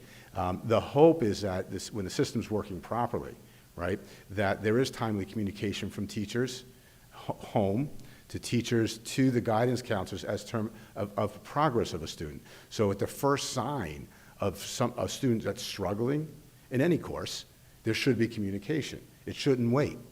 There should be emails and phone calls home. That's the timely communication, and that's when conversations need to start. And then through that process, that's where we have our MTSS process, that committee, that those students can be recommended should interventions be needed. So we shouldn't have too many cases where it's a too late of a situation, right? Where the guidance counselors come in at the high school. They do come in early in the process. Remember, in December, there's what we call the articulation meeting. And it's at that meeting, which happens at the high school, your 8th grade counselors will meet with your high school counselors. Okay? It gives them an opportunity. Eventually, they establish their own relation. They have long-standing relationships, so they can talk about their caseloads, and they can talk about the coursework and the rigor of that coursework. So a lot of our counselors in 8th grade, they're very familiar with the rigor and what's expected, of those higher level courses. And those conversations will be had. Okay, very similar to conversations that will happen with a teacher. I'll give you a quick example. When a student, let's say, is in the high school, and a student, let's say, wants to go to advanced coursework who's not in advanced coursework, that teacher might recommend that student go talk to that other teacher of the advanced coursework to get a better idea of what the time on task is, what it really going to take, from the student's responsibility on that. And those conversations, the conversations counselors and teachers will have with parents. So then, again, going back to middle school, so now you have the articulation with the counselors in December, then you get to January, and now your students will get recommendations from their 8th grade teachers, which goes to their 8th grade counselor, then students and parents meet with their 8th grade counselors to discuss recommendations and overall program. Decisions then will start being made on what's the appropriate program for that student at that point. So again, when I talked earlier about it's sort of everybody's in that conversation. That's a conversation with the school, with the parent, with the student to say, okay, this is what we believe is going to bring your students success as they transition to high school. And the idea of having the supports in high school is so when it doesn't go right, for whatever reason, because there's so many variables to why something like that wouldn't go right, that we have the proper supports, whether they're academic, behavioral, or if they're mental health supports, that they're there to help the student be successful, and again, make any kind of corrective action if they make at that point. Mr. Ostrich. Thank you. Mrs. Steinberg, I've been listening and thinking a lot about the way you're describing the way the process ought to work. In your opinion, who is currently the quarterback for the students in terms of understanding and having a sense of the total course load work that's going to be required for students, for their own curriculum? Is it the students who are responsible, the parents, the guidance counselor? It's a collaborative process. Who's ultimately the person with the most information about what is being put in front of the students? So I would say that responsibility relies on us as the school, meaning our counselors and our teachers, to relay the information and to inform students and parents, to empower them to understand that information. And that's going to happen on the front line with the teacher first. The teacher understanding that if I'm going to be sending you to an honors course in 9th grade, what that's going to entail. And if I'm a guidance counselor, that when I'm meeting with the student, to also understand that, and that's the purpose of those articulations, those yearly articulation meetings, is to make sure that the 8th grade guidance counselors are not missing anything, that nothing changed at the high school if they have any questions. So at that meeting, what will happen in that December meeting, we'll have each one of our department heads there who will go through the courses in that department. As just a reminder typically, and then sometimes, as you know, we have new courses or we have shifts in curriculum that have to be reviewed, so the 8th grade guidance counselors understand that and the teachers get it too. So to answer your question, the responsibility to inform is going to fall on our teachers and our guidance counselors, right? Support from administration, but there is also responsibility for the students and the families to understand that and do their best to make the best decision of whether or not they feel their student can handle that level of work at whatever level that might be. Sure. So ultimately, each individual middle school teacher makes a recommendation, but none of the other middle school teachers see the other recommendations that are being made. So ultimately, it's an individualized recommendation, and only the counselor, the parent, and the student understand what the total commitment that they're being asked to make is. One of the things that I find interesting is that it doesn't sound like we're providing parents with anything other than sort of a trust me, this is really rigorous bits of information. So for example, why don't we advertise the average workload in a course at the time in terms of hours of commitment a week?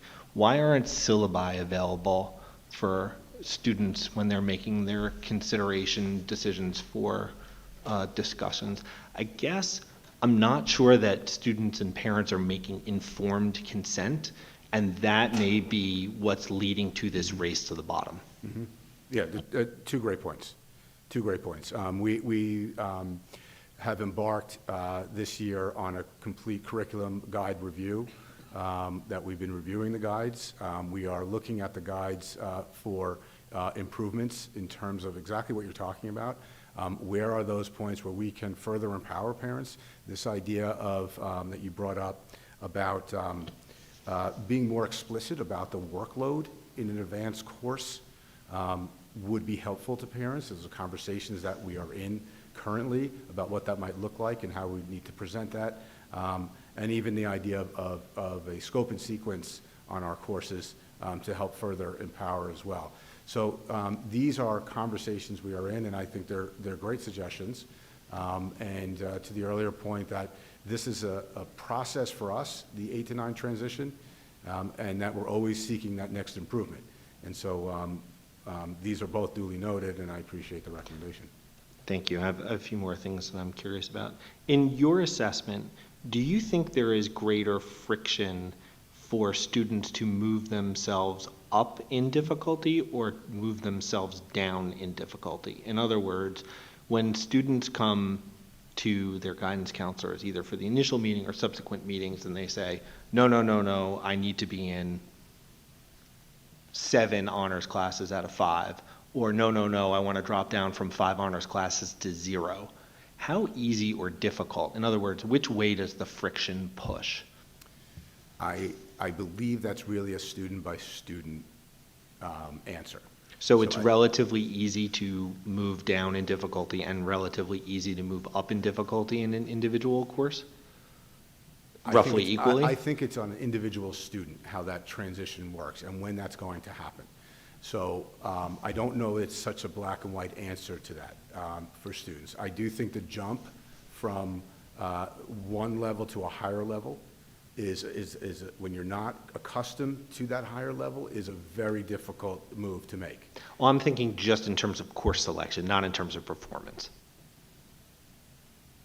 In other words, I walk in and I say, nope, I disagree with all these recommendations. I want to do whatever I want. I want to go into regular classes, or nope, I want to go into all honors classes, or I just want to move around.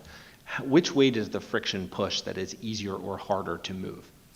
Maybe you could help me understand what you mean by which way. Is the it friction equally easy to change your courses higher as it is Oh. to move them lower? Yeah, I think the conversation at that point, if you're coming in looking to change courses, I think the conversation that you're going to hear from our guidance counselors is that they're going to talk to you for what's in the best interest of your child, based upon those teacher recommendations, based upon prior performance, and so you're going to have a conversation about that. So I would say that it's probably, and if you push me on an answer, but I would say that in my opinion, that it was probably harder to go to the higher level course as opposed to, go to the lower level course. Okay, and two more quick questions. Hopefully I'll be more articulate in them. In your assessment, do you think we should be allowing students and parents to overrule recommendations or not?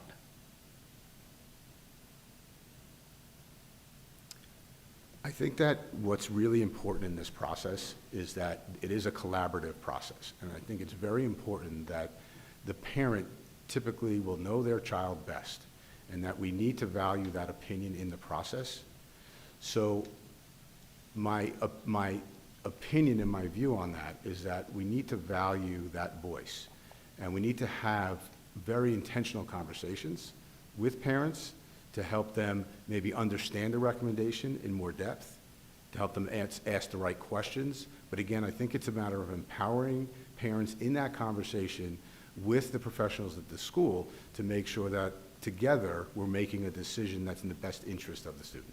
Okay. And my last question to you is, in your assessment, how do you think we are doing with our transition from 8th to 9th grade, and what is that based on? Specifically, the reason I'm asking this question is, I note with interest that the articulation committee you're describing is internal staff only, where you're making the noted improvements and changes that we've made year over year. The curiosity that I have is, how do we know, or why do we think we are doing a good or not doing a good job in transition? So I think part of that is we look for certain data points that we can sort of jump off of to tell us a story. And I think that's why we started tonight's presentation with some of the data that we looked at. And not to say that that data is the end-all be-all and that's going to tell us that we're being successful, but that is just a point of many points that we can look to and say, okay, there's a story being told here that we do have students taking more rigorous advanced coursework, and we do have fewer drops, and we have all of these programs and systems in place, and we have a system that we continue to look to where we can improve. We also meet with students. So we just recently had a meeting with our student government. We met with them and we specifically talked about the 8 to 9 transition. We asked them about, and we had a lot of 9th graders in the room. We do this every year. We talk with them about what that looks like, what that feels like. So that gives us, as a focus group, another data point in which we can understand what the real experience of the students were. And I will tell you that this year, we had the conversation, it was great. I mean, what the students told us that the number one factor for them in their transition was having access to older students.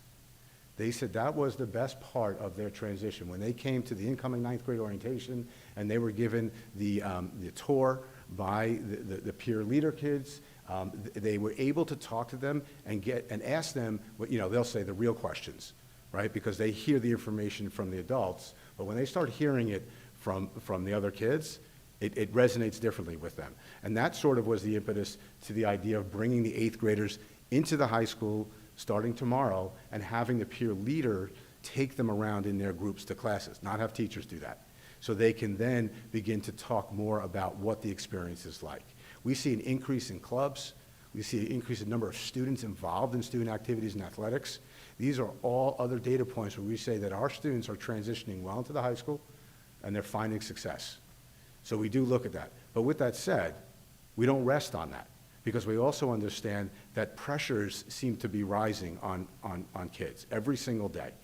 And we understand that. And it's why that we constantly are reviewing this process to make sure that we are doing everything we can to stay ahead of that and to make sure they're having the easiest transition into high school that they could have. Okay. Are there any more questions? Dr. Park? Thank you. I love your 3 points in high school. I wrote them down. Something for everyone, be kind to yourself, and multiple on and off ramp. It's fantastic. And I wish that they will hear about this before they come to high school. And get into the habit of not stressing out. I believe when middle school students, 8th graders, anticipate on going to high school, their initial reaction is, it's going to be so hard. They're already stressed. But this 3 points is amazing, and if they have this, they know about this beforehand, and the culture is different in the middle school, going on to high school, maybe they won't be so stressed, and they won't feel like, okay, I have to take all honors class starting 9th grade because it's going to be difficult, whatever. Knowing that you have many opportunities to go up or down. You don't have to stress yourself initially. See how you're doing, and then see if you want to go up or down. There are multiple steps, opportunities for you to do that. You're not locked in. But then that knowledge has to be somehow well known in middle school, not when they get into high school, I think. And I love you are acting, I know our school as a whole district is working on self-advocate for our students, and I'm so happy that we are encouraging that, especially in high school, because that's when they really can and should learn to self-advocate. And I'm wondering, when they are not experienced, when they don't know how to ask, is there multiple venue for 9th graders to address their concern, not in a way that is not in a way that may be most effective, but somebody can guide them to do that? And is that also well known to the students? Is that a common knowledge among students that if they have this issue, you need to go to this person or that person? Or all teachers equipped, trained to pick up on the students' hint that they need help, and they can guide them to do self-education for themselves. Okay, so I would love to take credit for the 3 points, but the 3 points really has something that's developed in both the middle and the high schools over the last few years. And I have to say that Chris Ruffini does a tremendous job when he hosts the articulation meeting, and he focuses on those 3 points with the 8th grade guidance counselors, and they use that language. So the language is being used in the 8th grade, but I do hear you. We could always market that language, more and get that out there. But just so you're aware, it is already in there in the 8th grade. The same piece with the self-advocacy. A lot of the middle school curriculum and programming is about, at that age, is about teaching the middle schoolers how to self-advocate for themselves, become more self-aware, and who do you go to. In terms of where we are in, do the teachers understand how to help those students that don't necessarily yet know how to self-advocate? And I would say the answer to that is yes. We do an annual training to make sure that teachers are reminded on what is the MTSS process, and how do you access the professionals in the building to get to that process? How do you help guide students to the proper professionals in the building should they need to know who to go to. So that is an annual training that goes on in the building. Every building with their assistant principals primarily who are managing all the student affairs are constantly a presence in the hallways, as you know. They're creating relationships with the kids, and they become the school-wide presence, to help that. And that's wonderful support, because then that winds up where a teacher says, sees an administrator in the hallway and says, oh, Mrs. Steinberg, I was going to come see you about, my student here, but now that I got you, I just want to run something by you. And that's when a lot of times the process, oh, okay, so tell me more, and then we start to pull people into conversations along that way. So there is training that happens annually, on an annual basis, so that teachers are reminded and also refreshed on the processes that we have in place.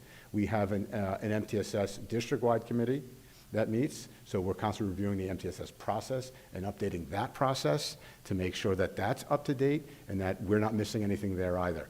So we're constantly in this sort of stance of we need to continually just stay on top of things, look for the improvements, because our kids change, right? Their needs are constantly changing. So we've got to make sure we're on top of it. Ms. Dostrick? Mr. Rotolo? Thank you. Thank you, Mr. Steinberg. So I had a student, my older daughter went through the whole system, and there's a lot of the mechanics of course load, what classes do we take, is there, is this a good teacher, is not a good teacher? So I guess maybe from just looking at the pure mechanics of it, like I'm trying to step back and saying, okay, you're checking off all these boxes, but are you learning anything? Like, are you walking away? Like, if you asked, I remember asking one of the kids, I was like, oh, have you read any books? And they're like, no, we don't have time to read books. We have to just get through all the course load. So I'm kind of taking a step back, and the 30,000 feet is to say, hey, are you taking a class that you enjoy and that you're going to actually learn something? Great, you checked off all these boxes. But are we going back to kind of saying, hey, you know what, achievement at school is not just because you took 5 APs. Achievement at school can be many things. So I heard an example recently where they had a project at school where they had a group of kids, just like you would do either in college or at work, which is not like, Dave, how did you do on the test? And they'd say, well, that's not how it works at work. It works that we all collaborate, we all work together. So they had a project where they had 5 students, and they had to write an essay for the Roman Empire. But the other thing they had to do was they actually had to build a physical model. So all of the kids had to kind of figure out, one, how to work together. And maybe, yeah, you're the best reader. Maybe you could do Mathefesses, but you have those other skills where you have tactile skills, you could build stuff, you could work in a group, all of these other skills that you need to do in the real world. But then also now we have to take into consideration that the kids are just going to look stuff up on ChatGPT and use artificial intelligence. So now are we then saying, look, it's okay, you're not cheating. This is a way you can utilize your skills quicker and kind of use all these other tools out there. So I know those are just my thoughts, because at the end of the day, you want kids that are curious, that want to learn, that are nice, that are going to be able to work with others. That's how you're going to succeed, and then understand these other tools. It's wonderful points, and I think we're at a point in education where we have a tremendous opportunity. And as you're aware, New York State is talking about changing graduation measures. We're slowly getting more and more information about what the portrait of a graduate is going to look like in New York State. That's going to provide us some opportunities to be creative in and around not only the program, how we offer it, but how we assess it, and that's exactly what you're talking about. So that we move away potentially from, just this standardized testing that we're doing all the time, and it just becomes, you lose some of the love of learning in that process, where what you're referring to more of this project-based learning is where students really could dig into an interest and a passion, right, and apply their skill to that. And they're being assessed not necessarily on what they know and what they can just regurgitate to us, but they're demonstrating that they have these skills, right? So we can have a whole nother conversation about the portrait of the graduate and about what those components look like, you know, when we talk about students becoming effective communicators, and what are the, you know, the attributes and skills that they need to learn to become an effective communicator, which is transferable across all industry, right, and all life, frankly, right? So yeah, I think that's where we are in this conversation, and that's what I'm hearing tonight is this idea about us, you know, trying to see this cultural shift, you know, away from the pressures of let's just take all these honors and APs and to use some of the language that was used, sort of this race to nowhere sort of thing, and let's get to, wait a minute, let's get to teaching, you know, what do we want to see as a graduate of Syosset High School, and what is that human being, you know, what are they able to do? What is their skill set? What kind of human beings are we graduating? Right, as opposed to, you know, what kind of, you know, just solely what kind of college did they go to, and that's as important as well. But begin to have that conversation, and I think we have that opportunity ahead of us, you know, as the state, you know, begins to give us more information about the graduation measures. I had spoken to recently someone like a hiring manager, and I asked him, I said, well, what do you look for, you know, when kids come out of college? And he said, honestly, he's like, we have kids that have great, you know, have great GPAs, went to great schools, but he goes, but they're not work ready. And we're looking for hardcore skills now. So, you know, kids will walk in and say, well, look, I did all the things that you asked me to. I got a high GPA. I did an internship. I did all these things. And then the companies are like, well, we don't need that. We want. So, you know, we kind of have to reverse engineer because everything is changing so quickly. Yeah, and that's the work ahead of us, and we're going to dig into that work for sure. Thank you. Yep. All right, thank you. So just questions? Anyone questions? Okay, Mr. Ostrich. Dr. Rogers, so based on this presentation, what is, well, a few things. How do you assess our transitions in elementary and also into high school? The same questions I've asked the other presenters, and what is that based on? You have more than one question, or do you want to like hit me? Okay. So as with both of them, it's their answers were we use data and we do some anecdotal work, and I use the same 2 data points. So a lot of I'm encouraged by the board's discussion because I think what we were trying to do right now this evening was surface a lot of the work that we have been doing as a team and show the arc of that progress. So as we look at kids taking rigorous courses but not finding that they're struggling to the point where they need to drop it, or have we done a better job of supporting them in those courses so that the work is not all falling on the students? We're seeing more success in those courses. That illustrates that we've made some good decisions and changes over time. One anecdotal observation is part of the impetus for starting this process at looking at the 809 transition came from my own transition here to Syosset and living the 4 seasons through my first 2 years here before deciding to make some more muscular changes to things that I had found that were typical practices. Syosset was a successful school district when I arrived, and making dramatic changes to successful institutions should be done cautiously. But, and Mr. Steinberg alluded to this, I was surprised to see how narrow the role for the 8th grade parent was in building the 9th grade course selections, almost a non-existent role. Unless a parent had an older sibling and knew to be involved in that process, there really wasn't a formal or intentional way of incorporating the parents into that. And what I was learning anecdotally was that often kids would advise one another on how to build those schedules. So a lot of the work in this 8 to 9 transition was trying to empower parents, create formal places for them to work to be included in that process, and for them to feel a sense of satisfaction in the schedules that were then built for their students. And I've gotten a lot of anecdotal but positive feedback about some of those changes. And these changes are now 6, 7 years old, but they're now almost We can't imagine a time when we didn't do that, but we did.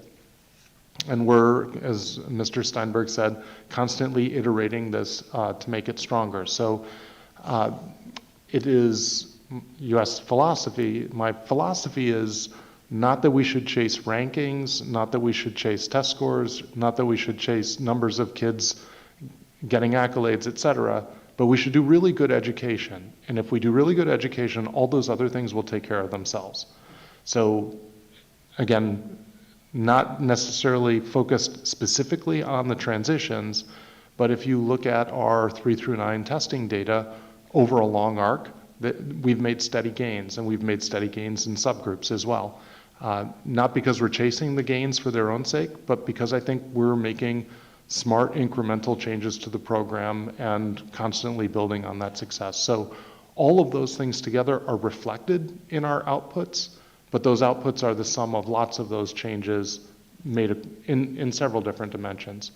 And I'll just comment on, Dr. Park expressed enthusiasm for the 3 points, and I just want to comment on those 3 points. The point about there being something for everyone is to illustrate that there are lots of ways to be successful in Syosset, not all of them academic.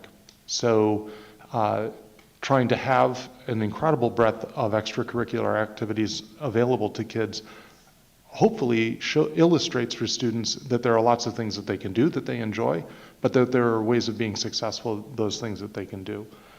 Being kind to yourself is asking students to have an executive function conversation with themselves, which is to see their own big picture. And that is part of self-advocacy, but it is also part of their executive function work. And then the multiple on-ramps and off-ramps, one of my early learnings in Syosset was that the prerequisites were very rigid. And so what that did from an 8th to 9th transition perspective is it meant that if you wanted to take a certain class as a senior, you were left with no choice but to take XYZ class as a 9th grader. So as an 8th grader, you were making decisions based on what you imagined you might not want to foreclose as an opportunity to yourself as a senior, and that was driving your decisions around 9th grade. So we did a lot of work, again, this is all pre-pandemic work, on this on-ramp, off-ramp idea, and it required a lot of surgery on prerequisites in order to make it possible to have on-ramps. Easy to have off-ramps for more rigorous coursework, much more challenging, as Mr. Steinberg alluded to have on-ramps into more challenging coursework, particularly later in high school. But we wanted to make that a possibility so it would take some of the pressure off of the 9th grade transition. So each of those things was strategic. And then just last, a comment on Mr. Rotolo's observation about project-based learning. And the best learning is the learning that is retained. And a lot of how the state has structured success through the existing and previous graduation requirements has measured success through short-term retention of largely factual knowledge. And I think we're all recognizing that we're moving towards a world where skills are more important than the ability to retain for short-term factual knowledge and then produce that factual knowledge in some sort of an assessment. So we've been making lots of transitions K through 12 at identifying places where we can have cross-curricular work, transdisciplinary work, and work that students perform in groups and in project-based learning, because we believe that the learning is better retained and it develops more skills, and the future will prioritize less the regurgitation of specific factual knowledge. So that's a long answer to a question about how do you assess the success of the 8 to 9 transition, but to me, I can't tease out that one thing from all these other initiatives, because I think they're all interdigitated and part of a whole. So I'm going to agree with you in the sense that over the long arc of what we're trying to accomplish, that makes sense. However, what I'm trying to get from you is this is a presentation for us to make an assessment about whether or not we're going in the right direction or the wrong direction. What do I come to understand from this presentation in terms of information that helps us set strategic direction or goals or information or priorities or anything that tells me whether or not we're going in the right or the wrong direction? I mean, I think we're going in the right direction, right? I hope we are. It sounds like we are. But I don't have any data that tells me that the 8th to 9th transition is being effectively executed here. I think it is. I don't know. You must think it is. Can you give me some thing that I can use to help make recommendations for you, right? That's our role. So this is actually something that is not looking for direction, but responding to direction the board has already given to us. So the goal of reducing the number of students who drop from honors classes has been a longstanding goal of the board for at least 6-7 years. And in trying to achieve that goal, a lot of these other needs have been uncovered. The need about how the 8th to 9th transition works, better understanding the role of prerequisites and how it drives the schedules, better understanding what supports are in place for students who are taking challenging coursework. Extra help is for everybody. You can have support while you're taking rigorous courses in order to be more successful. So the one thing that we've observed is that we could do a better job with the 8th to 9th transition. You ask, is it better? I think it's a lot better now than it was 4 or 5 years ago. And I think after the changes that we've made this year, it will be better still. And I think from the vantage point of reflecting on this year's changes, we'll probably have ideas for additional changes that we'll want to implement in the coming years. But I would not say that we're at the beginning of this process. I would say I'm reporting to you on a process that has been underway for a while and is continuing to iterate. I haven't seen any of the iterations that we've made so far that I want to retreat from because they have failed to achieve what we hypothesized they would accomplish. In fact, I think they've all achieved what we thought they would do. And so we're going to evaluate the 4 or 5 changes that Mr. Steinberg referred to in this presentation. They're about to be underway starting tomorrow. And we'll report back to you again and say, we hear you, board. You want us to do thoughtful work with these transitions. You want us to do thoughtful work so that students can maximize their potential without burning themselves out at the same time.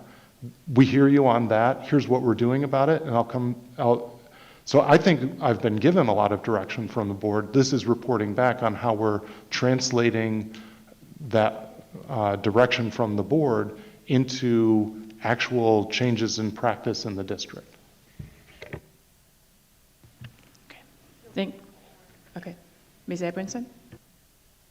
I'm sorry, I know it's been a long conversation, but there are just 2 concerns I wanted to bring up before we're done. The drop rate of classes, my concern is, while it looks like it's plateauing, I think a factor in that, and that should be considered, is that kids don't drop classes because there's not room always to drop a class without rearranging your entire schedule, or there's no room to drop the class at all. And so they end up staying in the class, and it requires extra help on the part of the parents and tutors and all these other things, and they end up staying there. So I just would like that's definitely at play. I've heard it a few times because they don't want to move their whole schedule around. They end up staying in the honors, the AP, whatever it is, and overcompensating for it. The other concern I had was about the on-ramp, off-ramp, and you talked about prereqs. And I think you were talking about core classes, but my concern is kids are still going to pick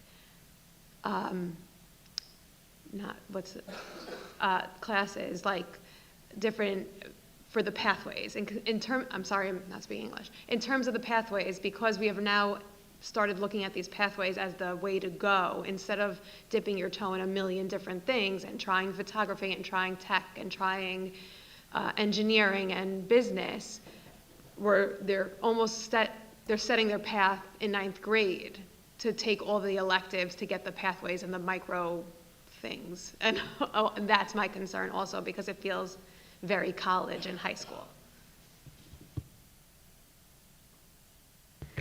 So I know one of the things, and Mr. Steinberg alluded to this in his presentation, the high school works very hard to do, is to have step-down classes that are running the same period as the honors. That what may happen is, even though we leave room in those step-down classes, if there are 2 or 3 other kids that may have dropped the honors class prior to you dropping it, they may have exhausted the room that remains in those classes. But it is a very intentional process of having a Regents class at the same time as the honors class, so that there is a place for students to make that choice. But the later it is in the year, the more challenging that becomes.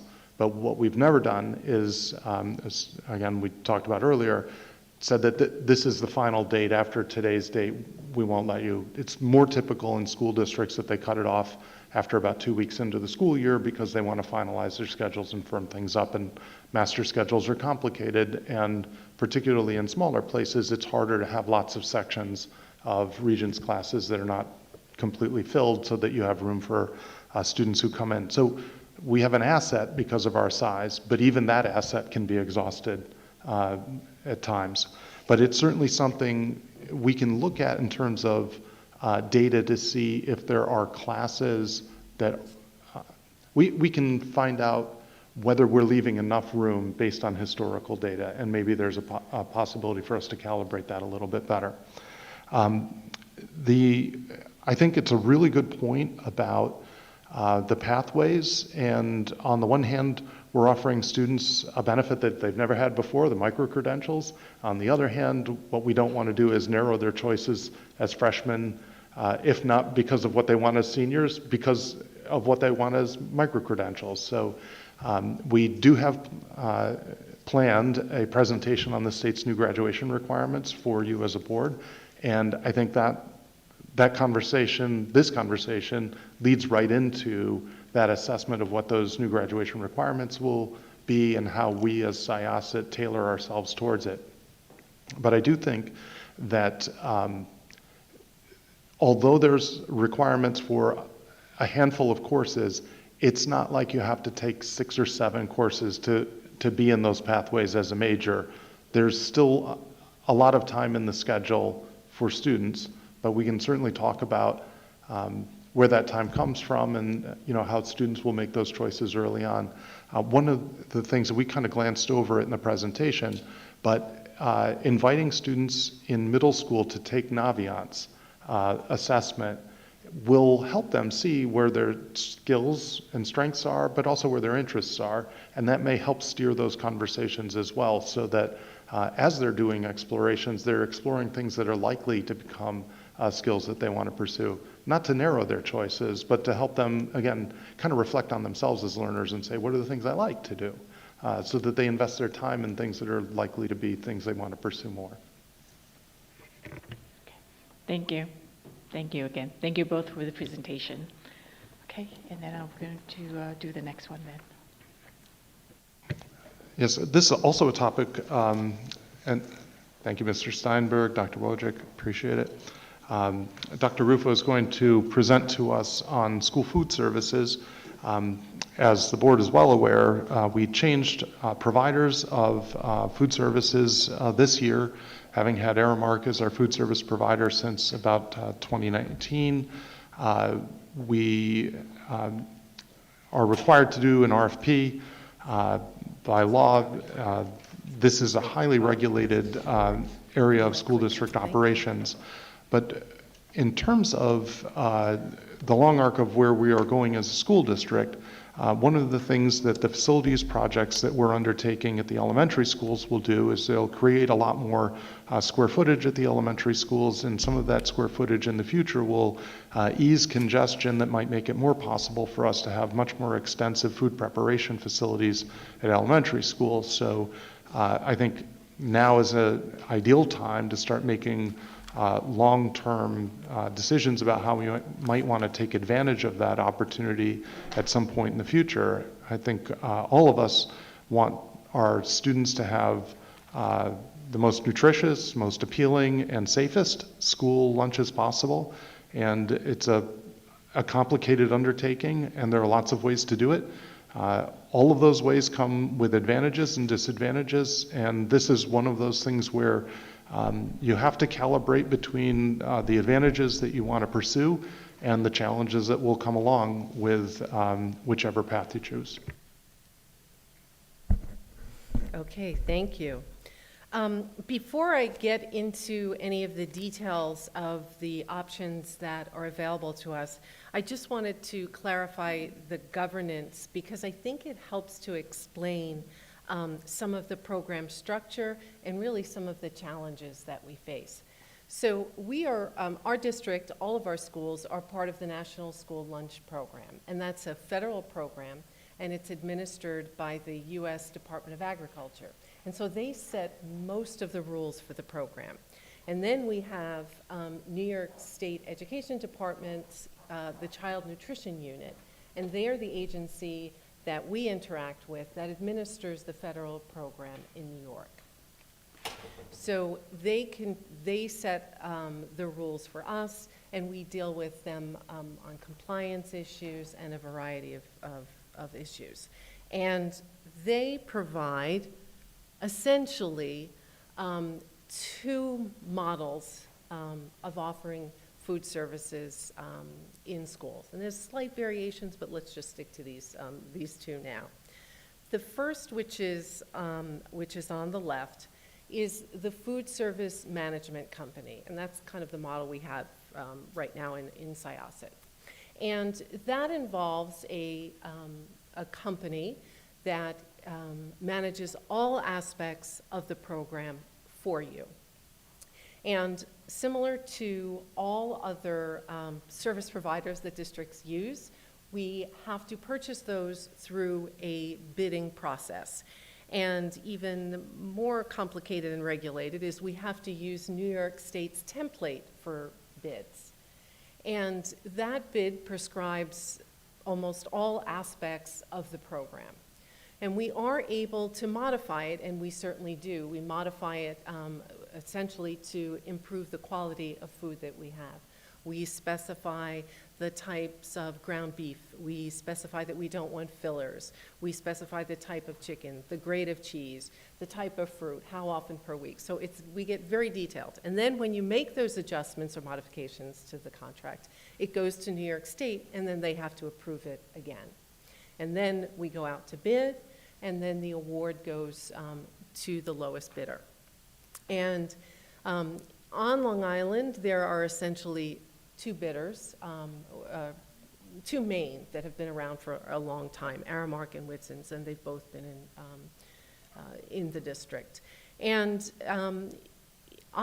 in Nassau County, about 29 districts use this food service management company model. And if I would have to say the overarching advantage would be that you're contracting with a company in those two cases that has national experience and expertise in the provision of food services. If we go to the self-operated side, that involves the school district managing in-house all of the aspects of the program. And that would be recruiting. Our HR department would do all the hiring, the training, all the supervision, procurement, meal planning, all of it. And districts that are self-operated typically hire a food service director to manage all of those aspects of the program. And there are now 24 districts in Nassau County that have in-house programs. And if we wanted to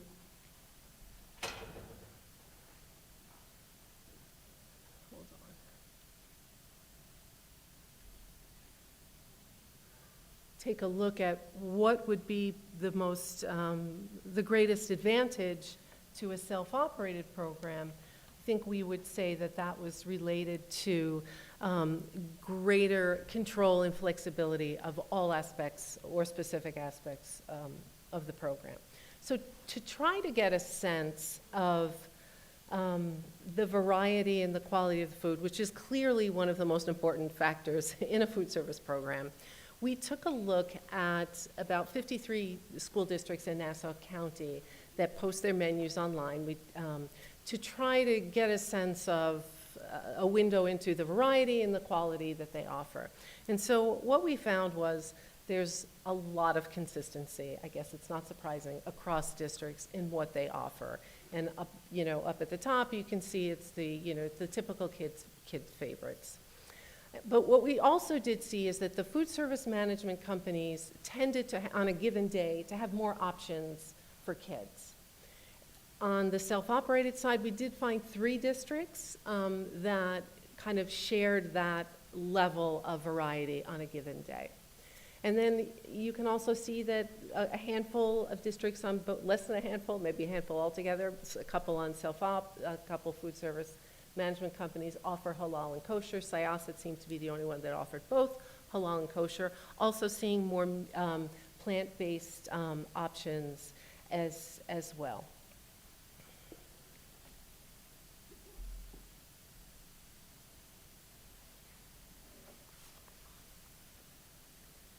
There are some, I would say, structural and organizational aspects that do differentiate and may impact the quality of food in the schools. And I think that both food service management companies and self-operated, they want to provide meals that meet the needs of kids that are nutritional. And the difference here, as I said before, seems to be the more control that a self-operated program has. And I have the example of acai bowls to kind of demonstrate the difference, which a couple of years ago, they became very, very popular. And through a meeting with the kids, they said, oh, can't we have acai bowls? So we met with the contractor at the time. And they could do it, but couldn't make it as part of a lunch, which is what we wanted it to be, so that all kids could participate. So we were able to write it into the next bid specs. Now, had we been in a self-operated, we might have been able to introduce that more quickly. So it enables you to be a little bit more flexible, a little bit more responsive. Another difference is the way that both of these models purchase. So food service management companies represent lots of schools.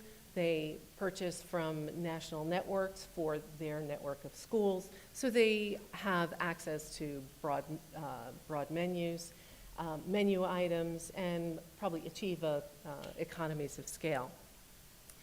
Food self-op districts usually they must bid, but they usually bid in cooperatives with each other. The food service management companies have, they invest in R&D. They have incentives for continuous improvement. They want to drive sales and profit, and so that's good in terms of they're looking for new products to bring. But you also have to be careful that, profit maximization doesn't come at the expense of providing nutritious meals for kids. Self-op districts have less of the profit pressure, but that's not to say that they too aren't concerned about bottom line, because you need to have a program that is sustainable and financially stable.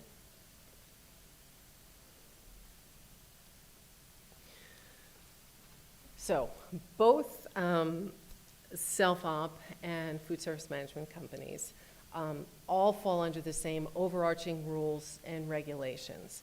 And they, if I emphasize it enough in the beginning, they are plentiful. And they should be, because they're protecting kids, right? And we are regulated by federal, state, and local laws. They guide all aspects of the program, from the nutritional content of the food, the meal portions, the meal servings that are given, all of the food handling and safety requirements, and then food allergens. Food allergies are so important, and that information must be accessible to parents and available, as well as nutritional information. And we have been pleased this year with our new company, feedback from parents about the integrated, easy-to-use allergy information that's available through their system. There are also facilities requirements. We get inspected by Nassau County Department of Health. They're looking at the water temperature, making sure that, looking at the cleanliness, the vents, all of that. And then, of course, we have the free and reduced lunch program and all of those rules and regulations.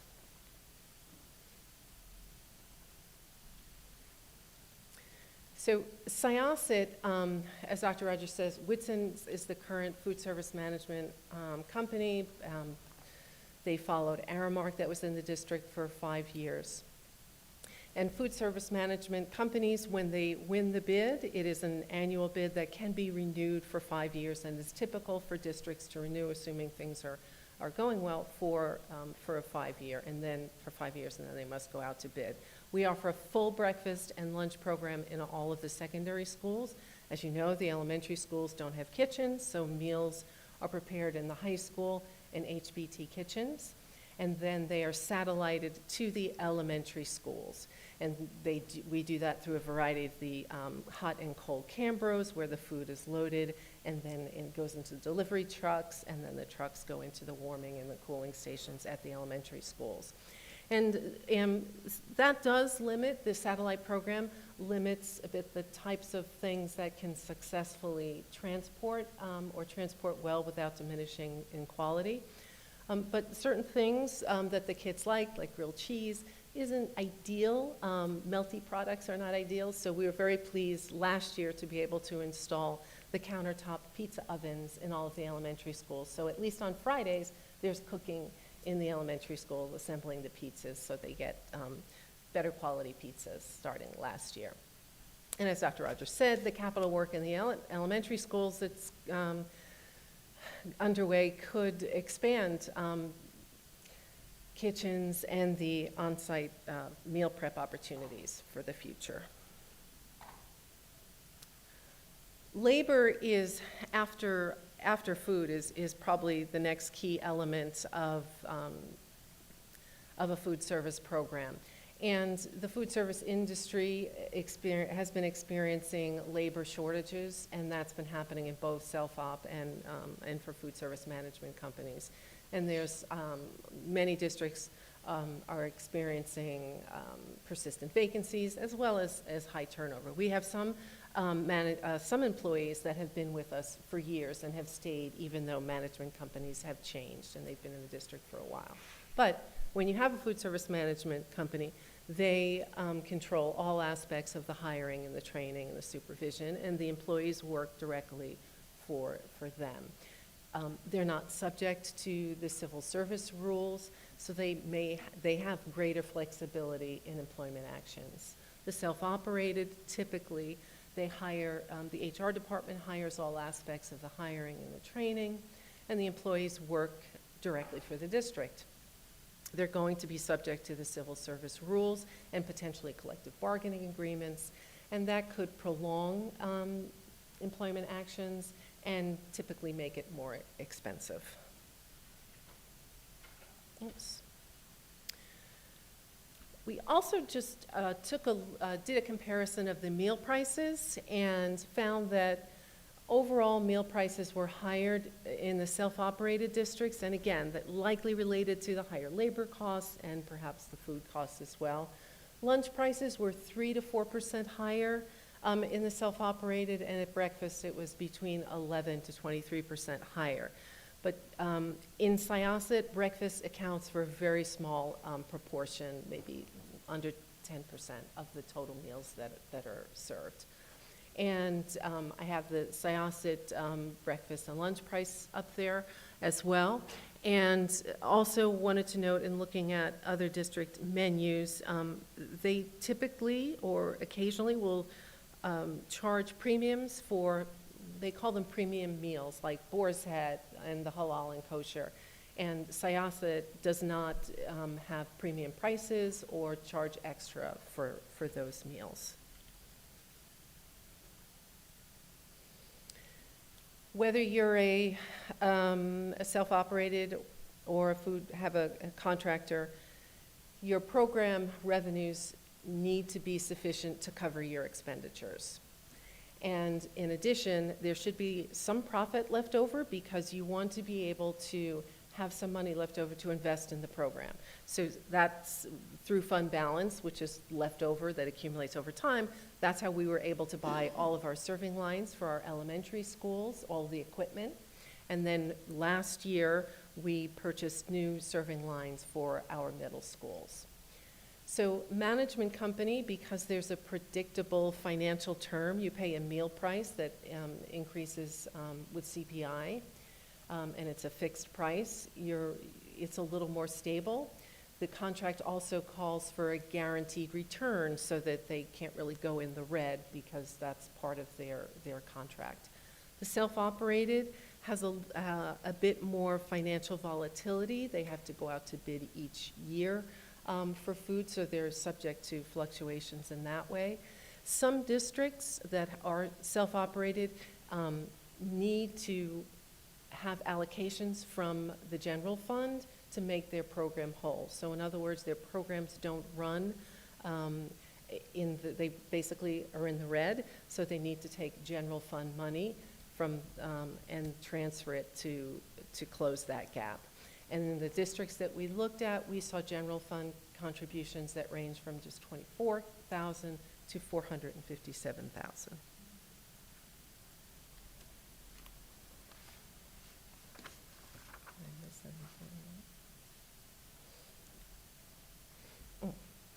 We did find a couple of schools, several in Westchester, that are what we are termed off program, meaning they're not participating in the National School Lunch. So that means they don't have to follow the school lunch rules, but they also don't receive any of the benefits of being in the program, such as reimbursement for meals or government commodities and things like that. So I thought it would just be useful to just show if you can see a menu from one of those schools. And so you can see that they have things that other districts in our menu review didn't have, like sushi, a salmon meal, but you can also see that their prices are significantly more than the $3.15 that Syosset charges. And this is not common, and it's typically not viable for most districts, but I just wanted to make you aware of it.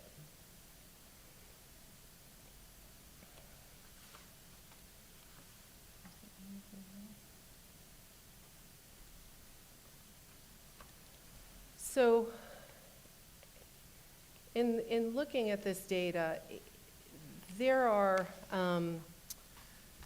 ways to address the food quality, food consistency, and variety with both methods.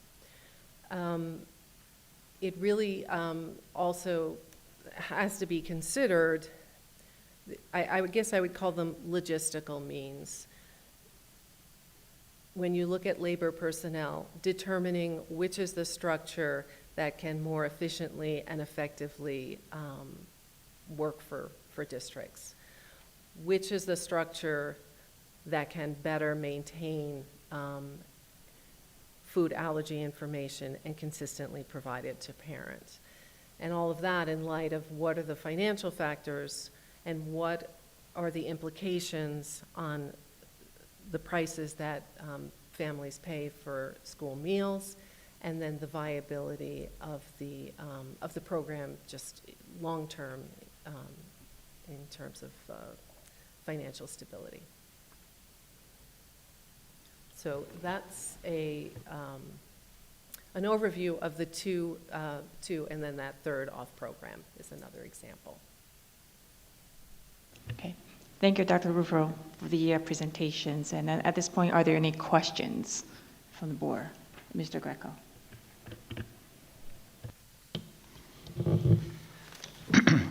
Just a couple of questions. Thank you, Dr. Rufo. You mentioned there's 24 districts right now that I guess are, what do you call them, self-op. Are any of those, do you know, our size? 7,000 or so kids up? Yes. Do you know if any of the self-op schools sort of have a hybrid, or is this an all or nothing? In other words, could we do this at elementary, but continue to use a provider for secondary? The prototype contract, I believe, has two areas that would prohibit that. One is a provision against competitive foods. So you wouldn't give a contract to a management company and then have other foods. That's prohibited. The other piece is that any material change to the bid would not be permissible. So in other words, if you're bidding only for secondary schools and you get a provider, you then cannot run your self-op at your elementaries because you'd be bidding to buy food separately. It's a tricky one. My question was actually, do we know if any of the self-op schools run a hybrid? So I'm just curious if schools have done that. I'm not aware of any hybrid models. One of the other things you talked about was food quality, and you had up the chart, and it was more about variety, right? And talking about how there's more variety if we use a provider. I'm wondering if what you were alluding to is that if we were self-op, we would have, you could assume, a better or a higher quality of food because we wouldn't be buying through, a provider on these national bids. We would be able to source local food. I'm not assuming that means it's higher quality, but I think that's what you were getting at. I wouldn't say, I don't know that I would characterize it that way. Let me, local versus national. For example, we currently, our food service management company buys their bagels from Bagel Boss. It's in our spec that, we spec'd out a specific type of bagel, and it's a local bagel. And so there's other bakery products. So when we look at a self-operated district, they have to do bids and go with the lowest bidder as well. So I don't know that, my example, what I was alluding to is flexibility, more so than necessarily the quality. Although you would have, so you can, the control on the quality is in the bid specs. Whether that description is in a bid that you're doing with a cooperative in a self-operated district, as part of a cooperative, you're writing bid specs for the type of chicken that you want. Versus when we work on the bid for the state prototype bid, and we add specifics about the type of chicken that we would want. Is that? No, you've answered my question. Okay. I don't, obviously we're not discussing this tonight, so I just want to just follow up with one other thing, and you brought up the bagel. Not going to name names, but the idea is if we were self-operated, would we be able to bid local businesses to provide food through our self-operated lunch program? Could we put a bid out to all the bagel stores and get 5 bids from local bagel stores and choose one of them? So if you bid with a cooperative, as most do,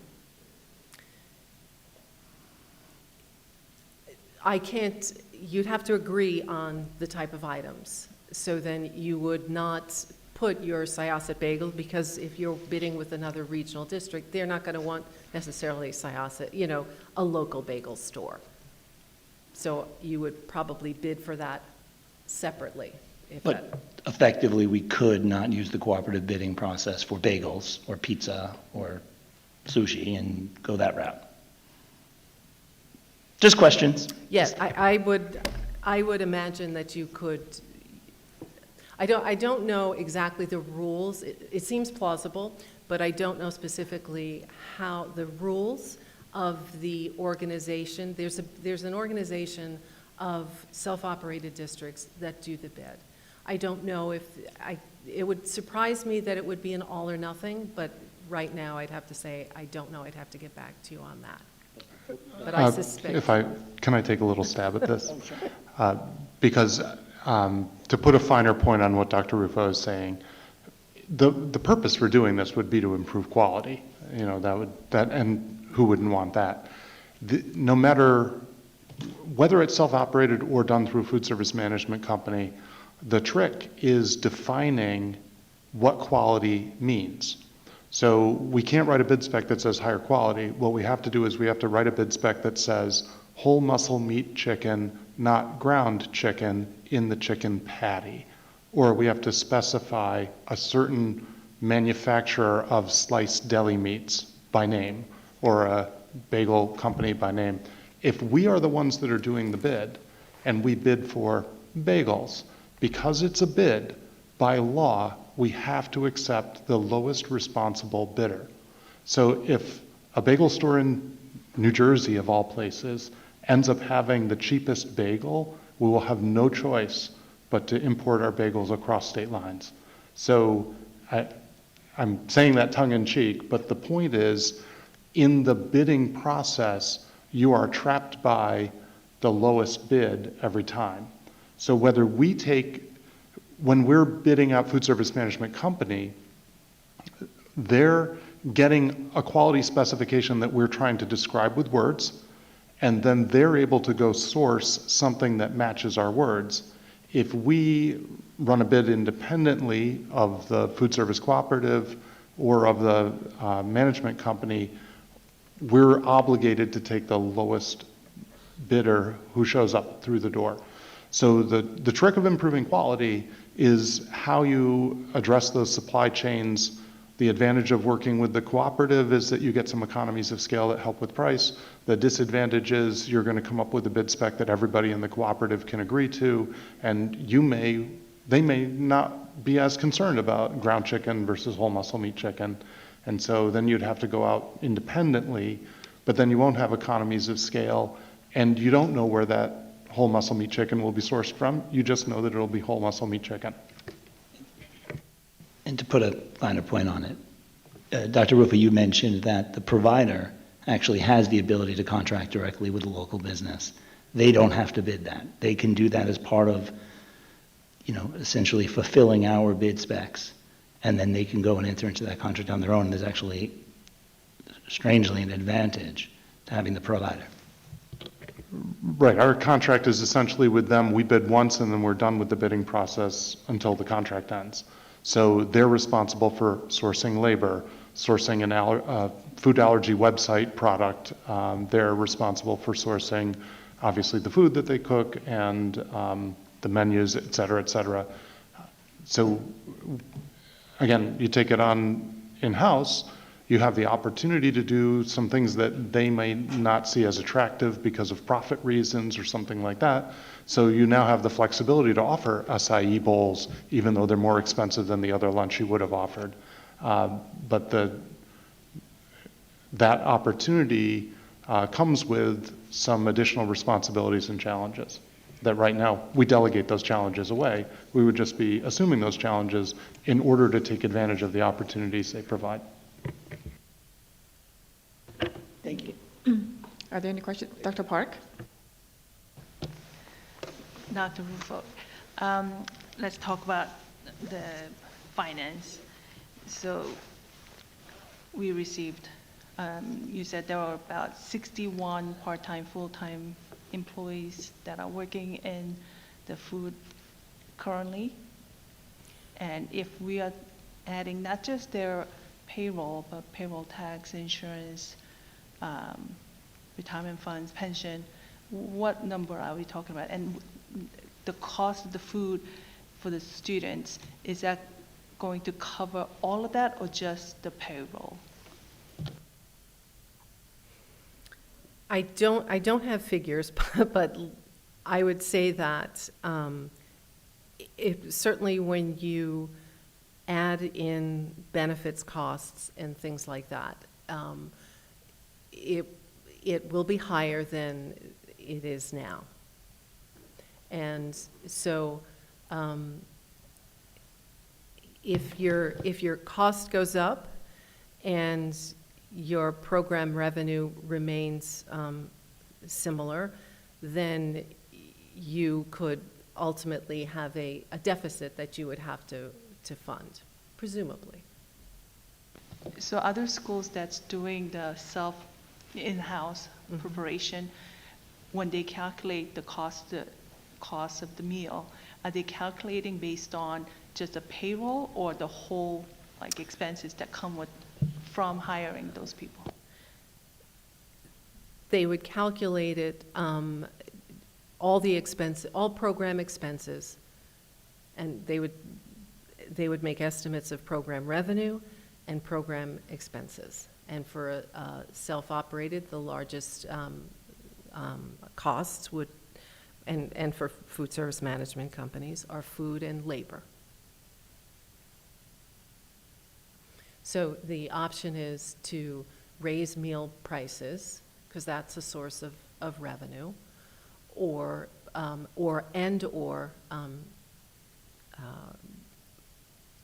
do a transfer from fund balance, which would have to be in, part of your budgeting, your general fund budget. And is breakfast mandatory? Is it mandatory to provide breakfast?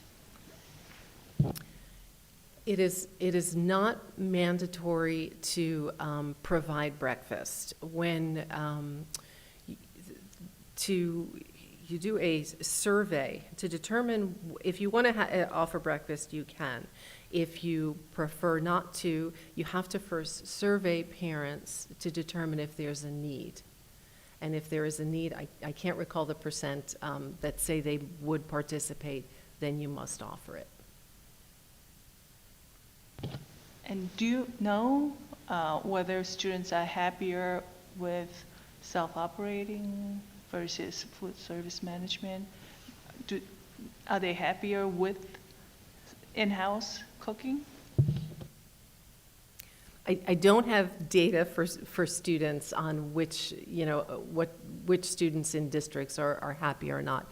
One of the measures that's used is participation rates, like how many kids are participating.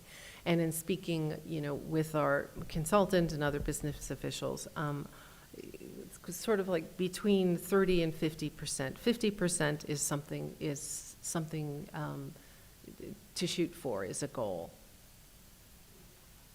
50% of students, and it would generally be lower at the high school. So it's 50%, meaning 50% of students are buying full meals, what are called reimbursable meals. So if you're looking at the data of what the percentage of students buying lunch at school, comparing food service management versus in-house, which is higher? I don't have that data for all the districts. I used publicly available data. And that's financial information and what's available on their website. Okay, Mr. Rotella? Thank you, Dr. Ruffo. I know you've been doing this for a long time. I have a bunch of questions and a bunch of comments. So I've went through the whole district. I've served lunch. I've brought lunch. I've brought it to middle school. I've brought it to high school. At the elementary schools, middle schools, and high school, do you have any idea what percentage of students are buying lunch or not bringing lunch? I think most of the elementaries are 50, and this was just recently that I looked at it, and the couple are in the higher 40s, if my recollection, and the high school, and the middle schools as well, and I think the high school is lower, again, which is typical.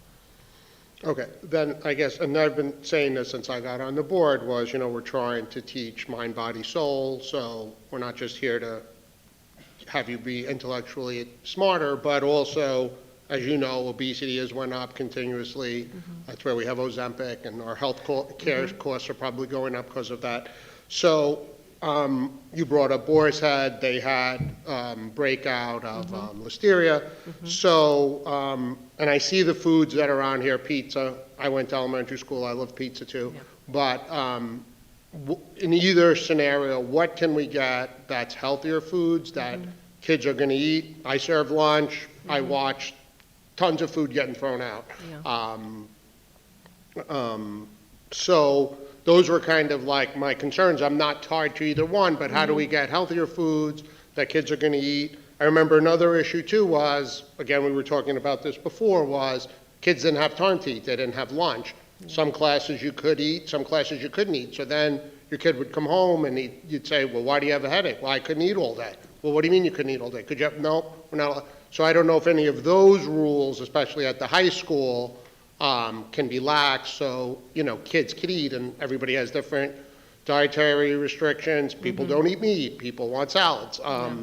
So I look at this as how can we improve the actual, not the food quality, or healthier foods that kids are actually going to eat, the ability for them to have time to eat. I know with the app, too, I know at one point that we had an app, at the elementary school, I'm going to have, this many kids are going to have a bagel and cream cheese, this many kids are going to have pizza. I don't know if we still do that, or through our food service manager, if they still provide that.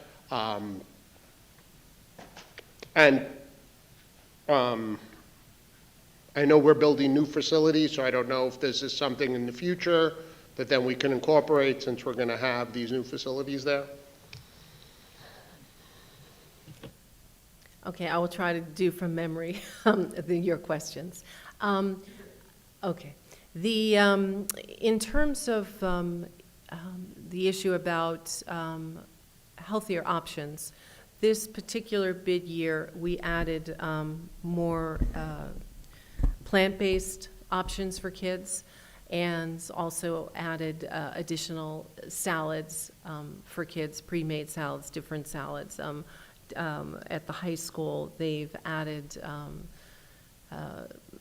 some noodle bars and opportunities for kids to select items, make your own kind of burrito type of things.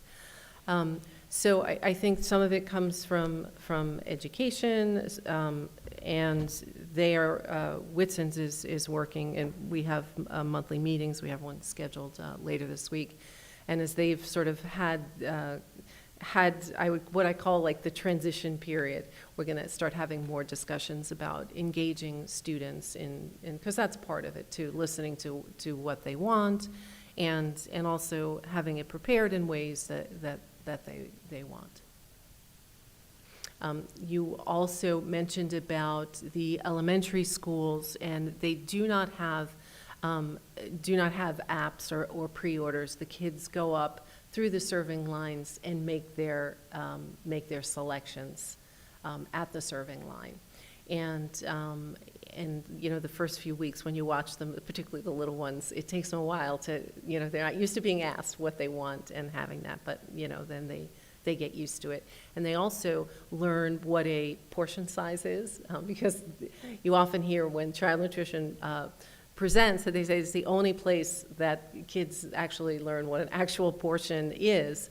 And so they are asked not only about their meal, they're encouraged to take vegetables and fruit, because that makes a full meal, and that's what we're trying to get the kids to have.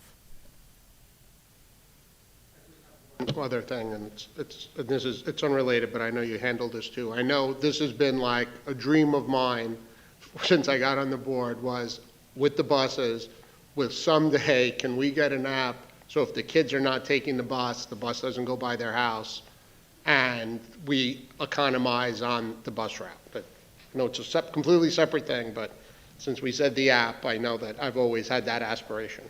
Okay. It is a separate thing. We're talking about lunch right now. Sorry. For Dr. Rufo, no, sorry. Okay, all right. Mr. Ostrick. Hi, Dr. Rufo.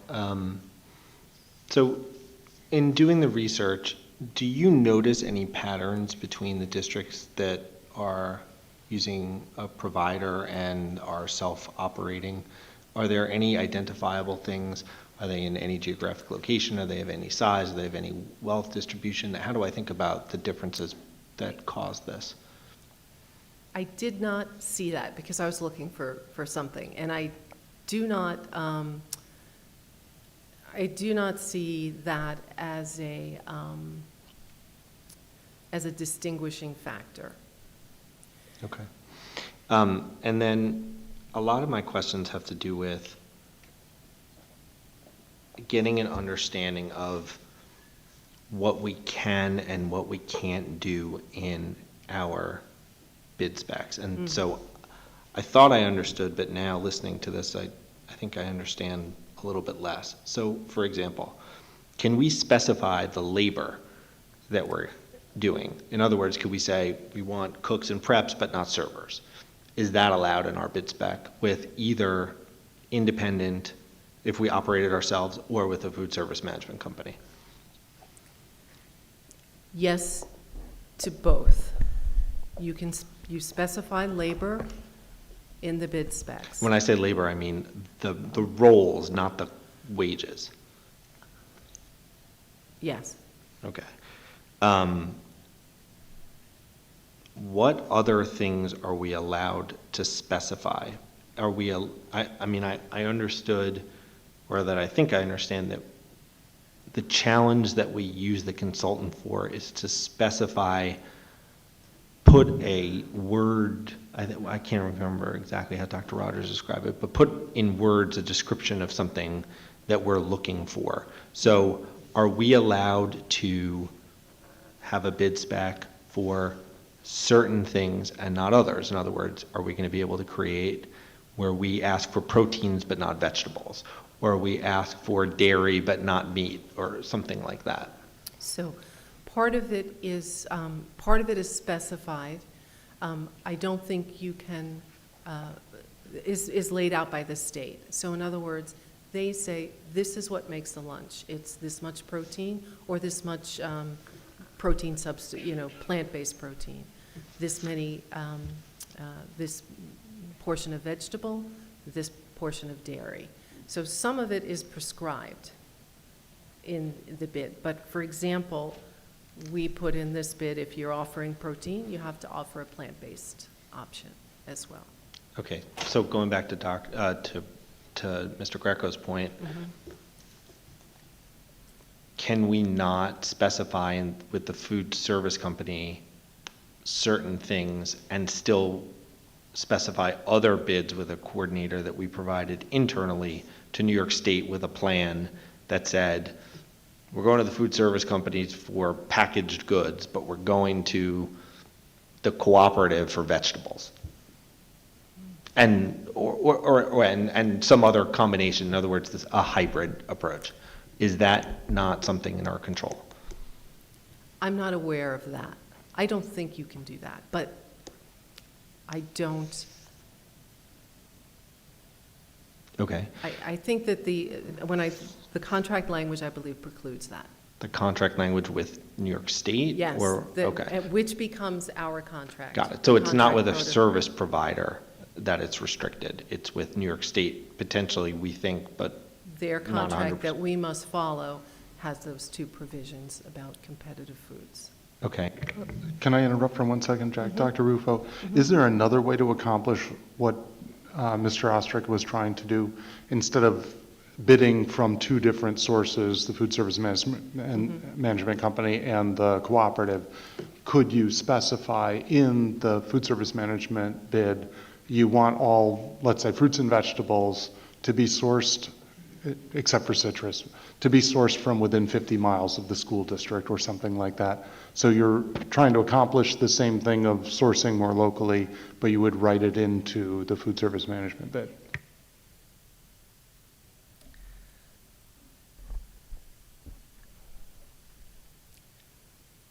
I think when you're talking about, I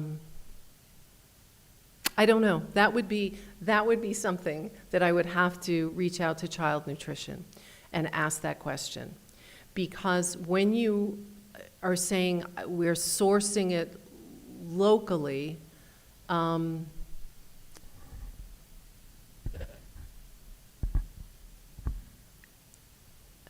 don't know if that is permissible, because I know that they're outside of food service. You can't always necessarily say with a low bid contract, it needs to be local. So it's really more a legal matter in terms of that I'd have to look into. Okay. And then going back to discussions with New York State, so I grew up at the same policy time that you do, where there were block grants and pilot programs and things like that. Are there not waivers for us with New York State to apply for where we could try something hybrid to see if it worked out, even if it was at one or two schools or at the high school or something like that, where we can apply to New York State and say, we've got this idea. We want to try to do this. Can you grant us a waiver in New York State ed law to allow us to try it? Yeah, I did that with the, when we first wanted to pilot the halal kosher, because that wasn't part of a bid, and so they allowed me to, or gave me permission to do that. So I don't know, if, again, I'd have to reach out to see if that was a possibility. Okay, and then again, what I'm trying to figure out is the dimensions of the things that are within our control. So when we talk to the consultant to create our bid specs, how much flexibility or inflexibility, and where are the parts that the consultant comes back to us where the inflexibility exists relative to our flexibility? That's the part that I'm trying to get a handle on. Yeah, I haven't had any issues of the state approving anything that was a menu enhancement as too restrictive. These other suggestions that you're making with are more legal in terms of the contract and a pilot. But in terms of food quality, in terms of labor, those are specifications in the bid that you could modify and they would just have to approve. Right, and then frequently I think I understand that we run into trouble with insurance when it comes to providing food or allergy or whatever reasons that we can or can't provide things ourselves, or where maybe our contracts don't allow us to bring in outside food except for maybe special events. But I keep coming back to this idea about the labor, and if labor is such a difficult friction point, and we can specify that we would have labor that was prep and cooking but not serving, maybe there's an opportunity for us to source our own local volunteer labor force that could become volunteer district employees that could do our serving to cut down on our labor costs. Or I just wonder if there's more to explore here in a discussion further and the next time, if there's a way that we can get more information about the flexibility parameters, because ultimately I think there's more to talk about.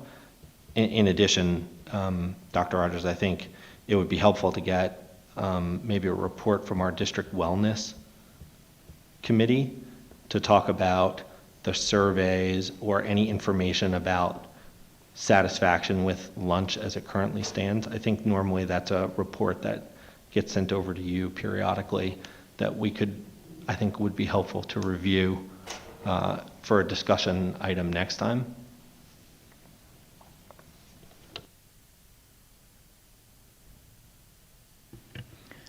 Okay.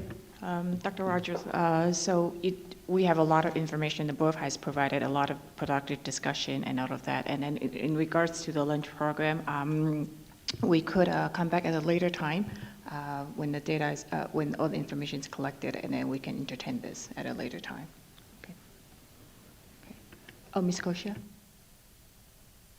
If we're going to come back to this, would you be able to just give us a number roughly on, I don't know if you can call other districts, if they would give you the number, a district roughly our size, self-operated in-house, roughly what does it cost? Because we know what a contract costs with a food management service, but I'd just like to see, I think we need to see what the difference is monetarily, if it's astronomical, because even something else to consider besides that, if you're able to get just a couple of numbers for us to see if it, where we're at. But also when we toured the district, when we were looking at facilities, we have so many schools that are, especially elementary schools, that are so small. I'm having a tough time seeing how having in-house, how we're doing all of this right now at this point in time, in-house, before we do facilities projects. I think after facilities projects and the schools have more space, might be more viable because we'll be able to fit, more people working, or a kitchen, like a working kitchen. But just, something to think about for the next, when we talk about it. Just wanted to bring that up, and then just the numbers, because I think it would help us make a decision. Yeah, Dr. Rogers mentioned in the very beginning that once the facilities are done, we have a lot more space, and then that has a lot more potential. So whether we want to bring in, full-size kitchen in elementary schools, or just, have a better kitchen in elementary schools. This way we can prepare our own food instead of shuttling from HPT in high school. So, but right now it's just really just we're just gathering all the information and then talking about it, and then for the future. Okay. I don't. That's not the sense I'm getting. Okay. Yeah. So we are going to have a further discussion about it. We're not making. Yeah.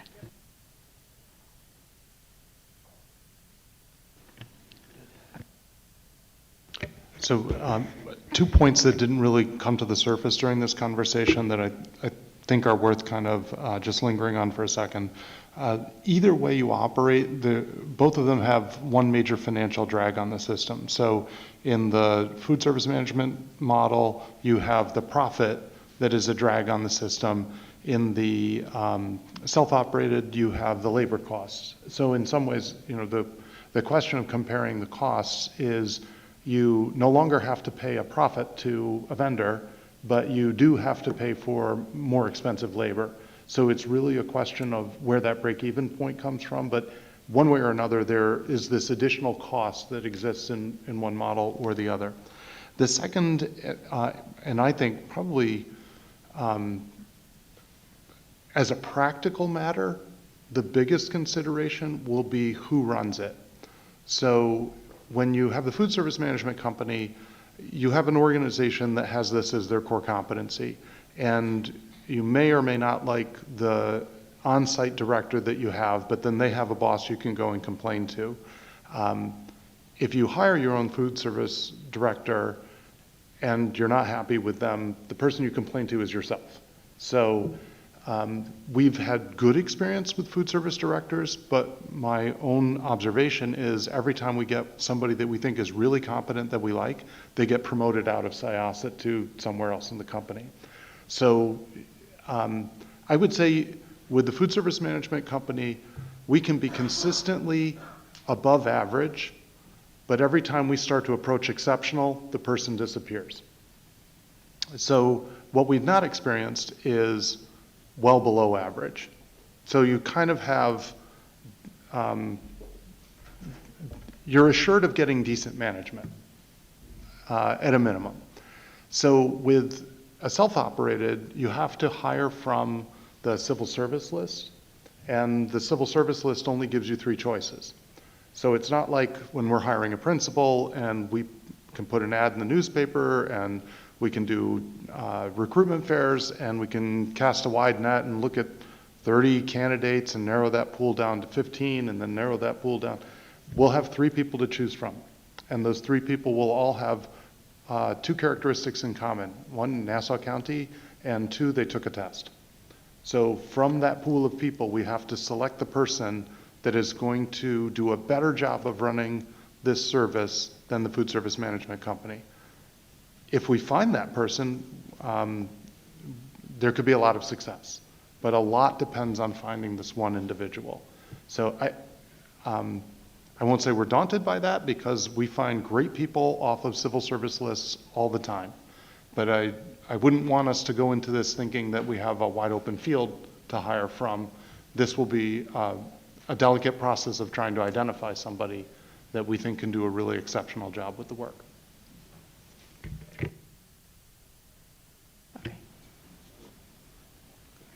Dr. Park?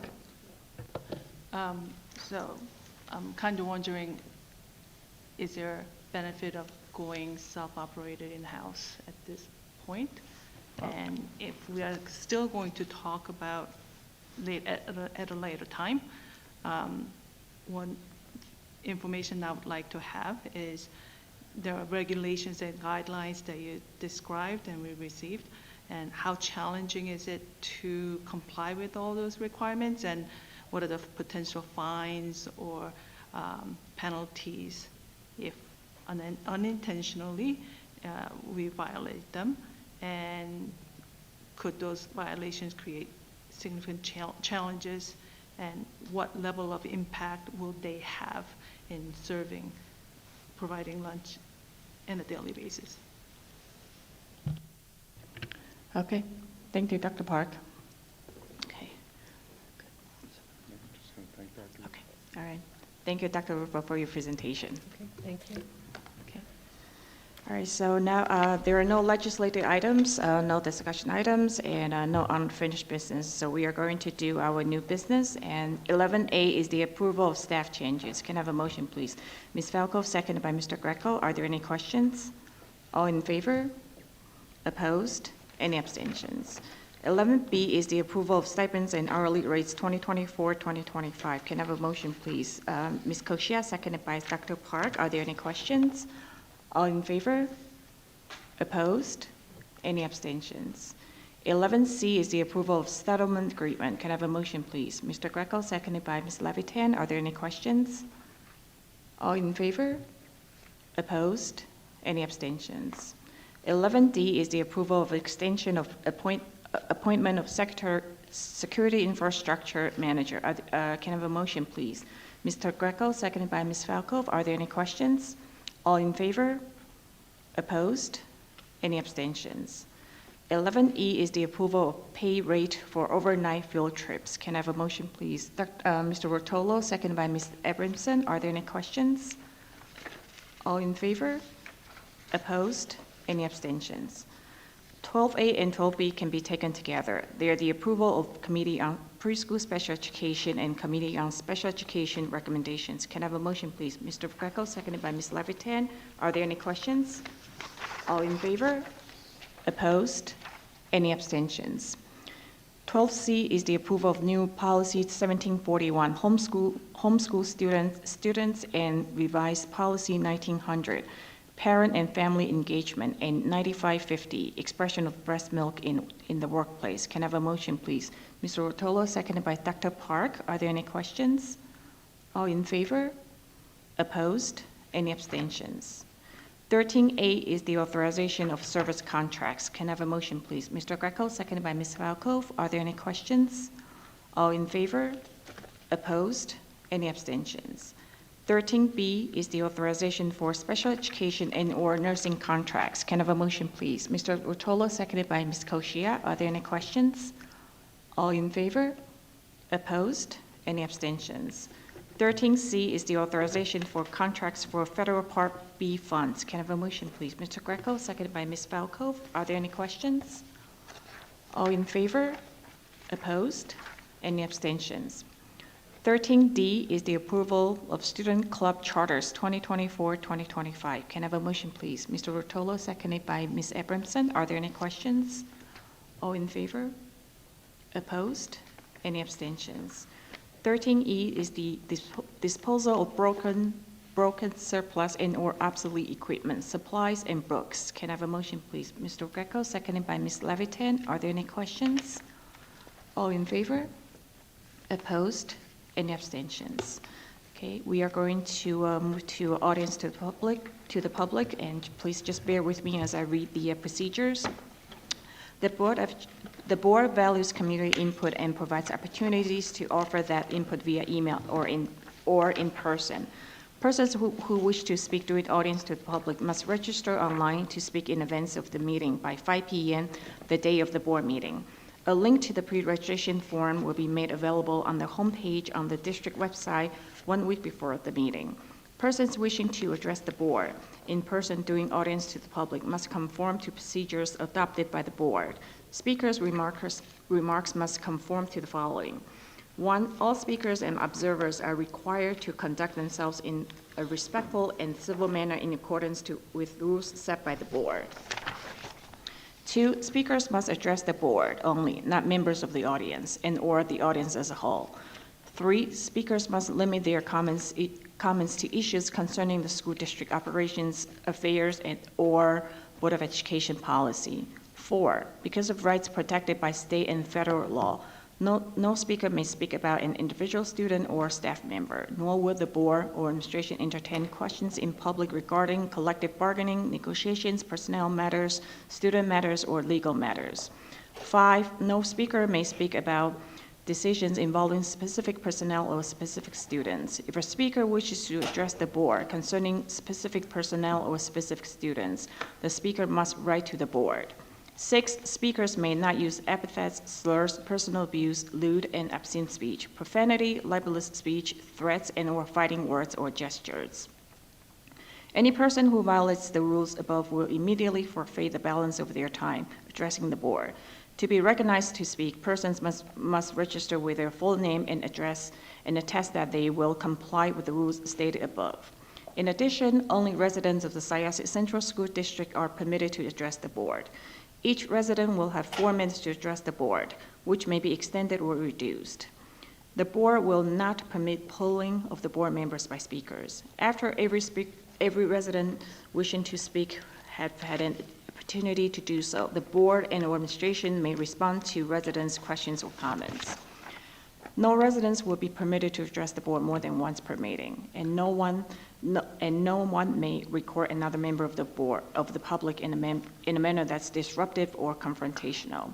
And with that, the first speaker will be Tanya Getz.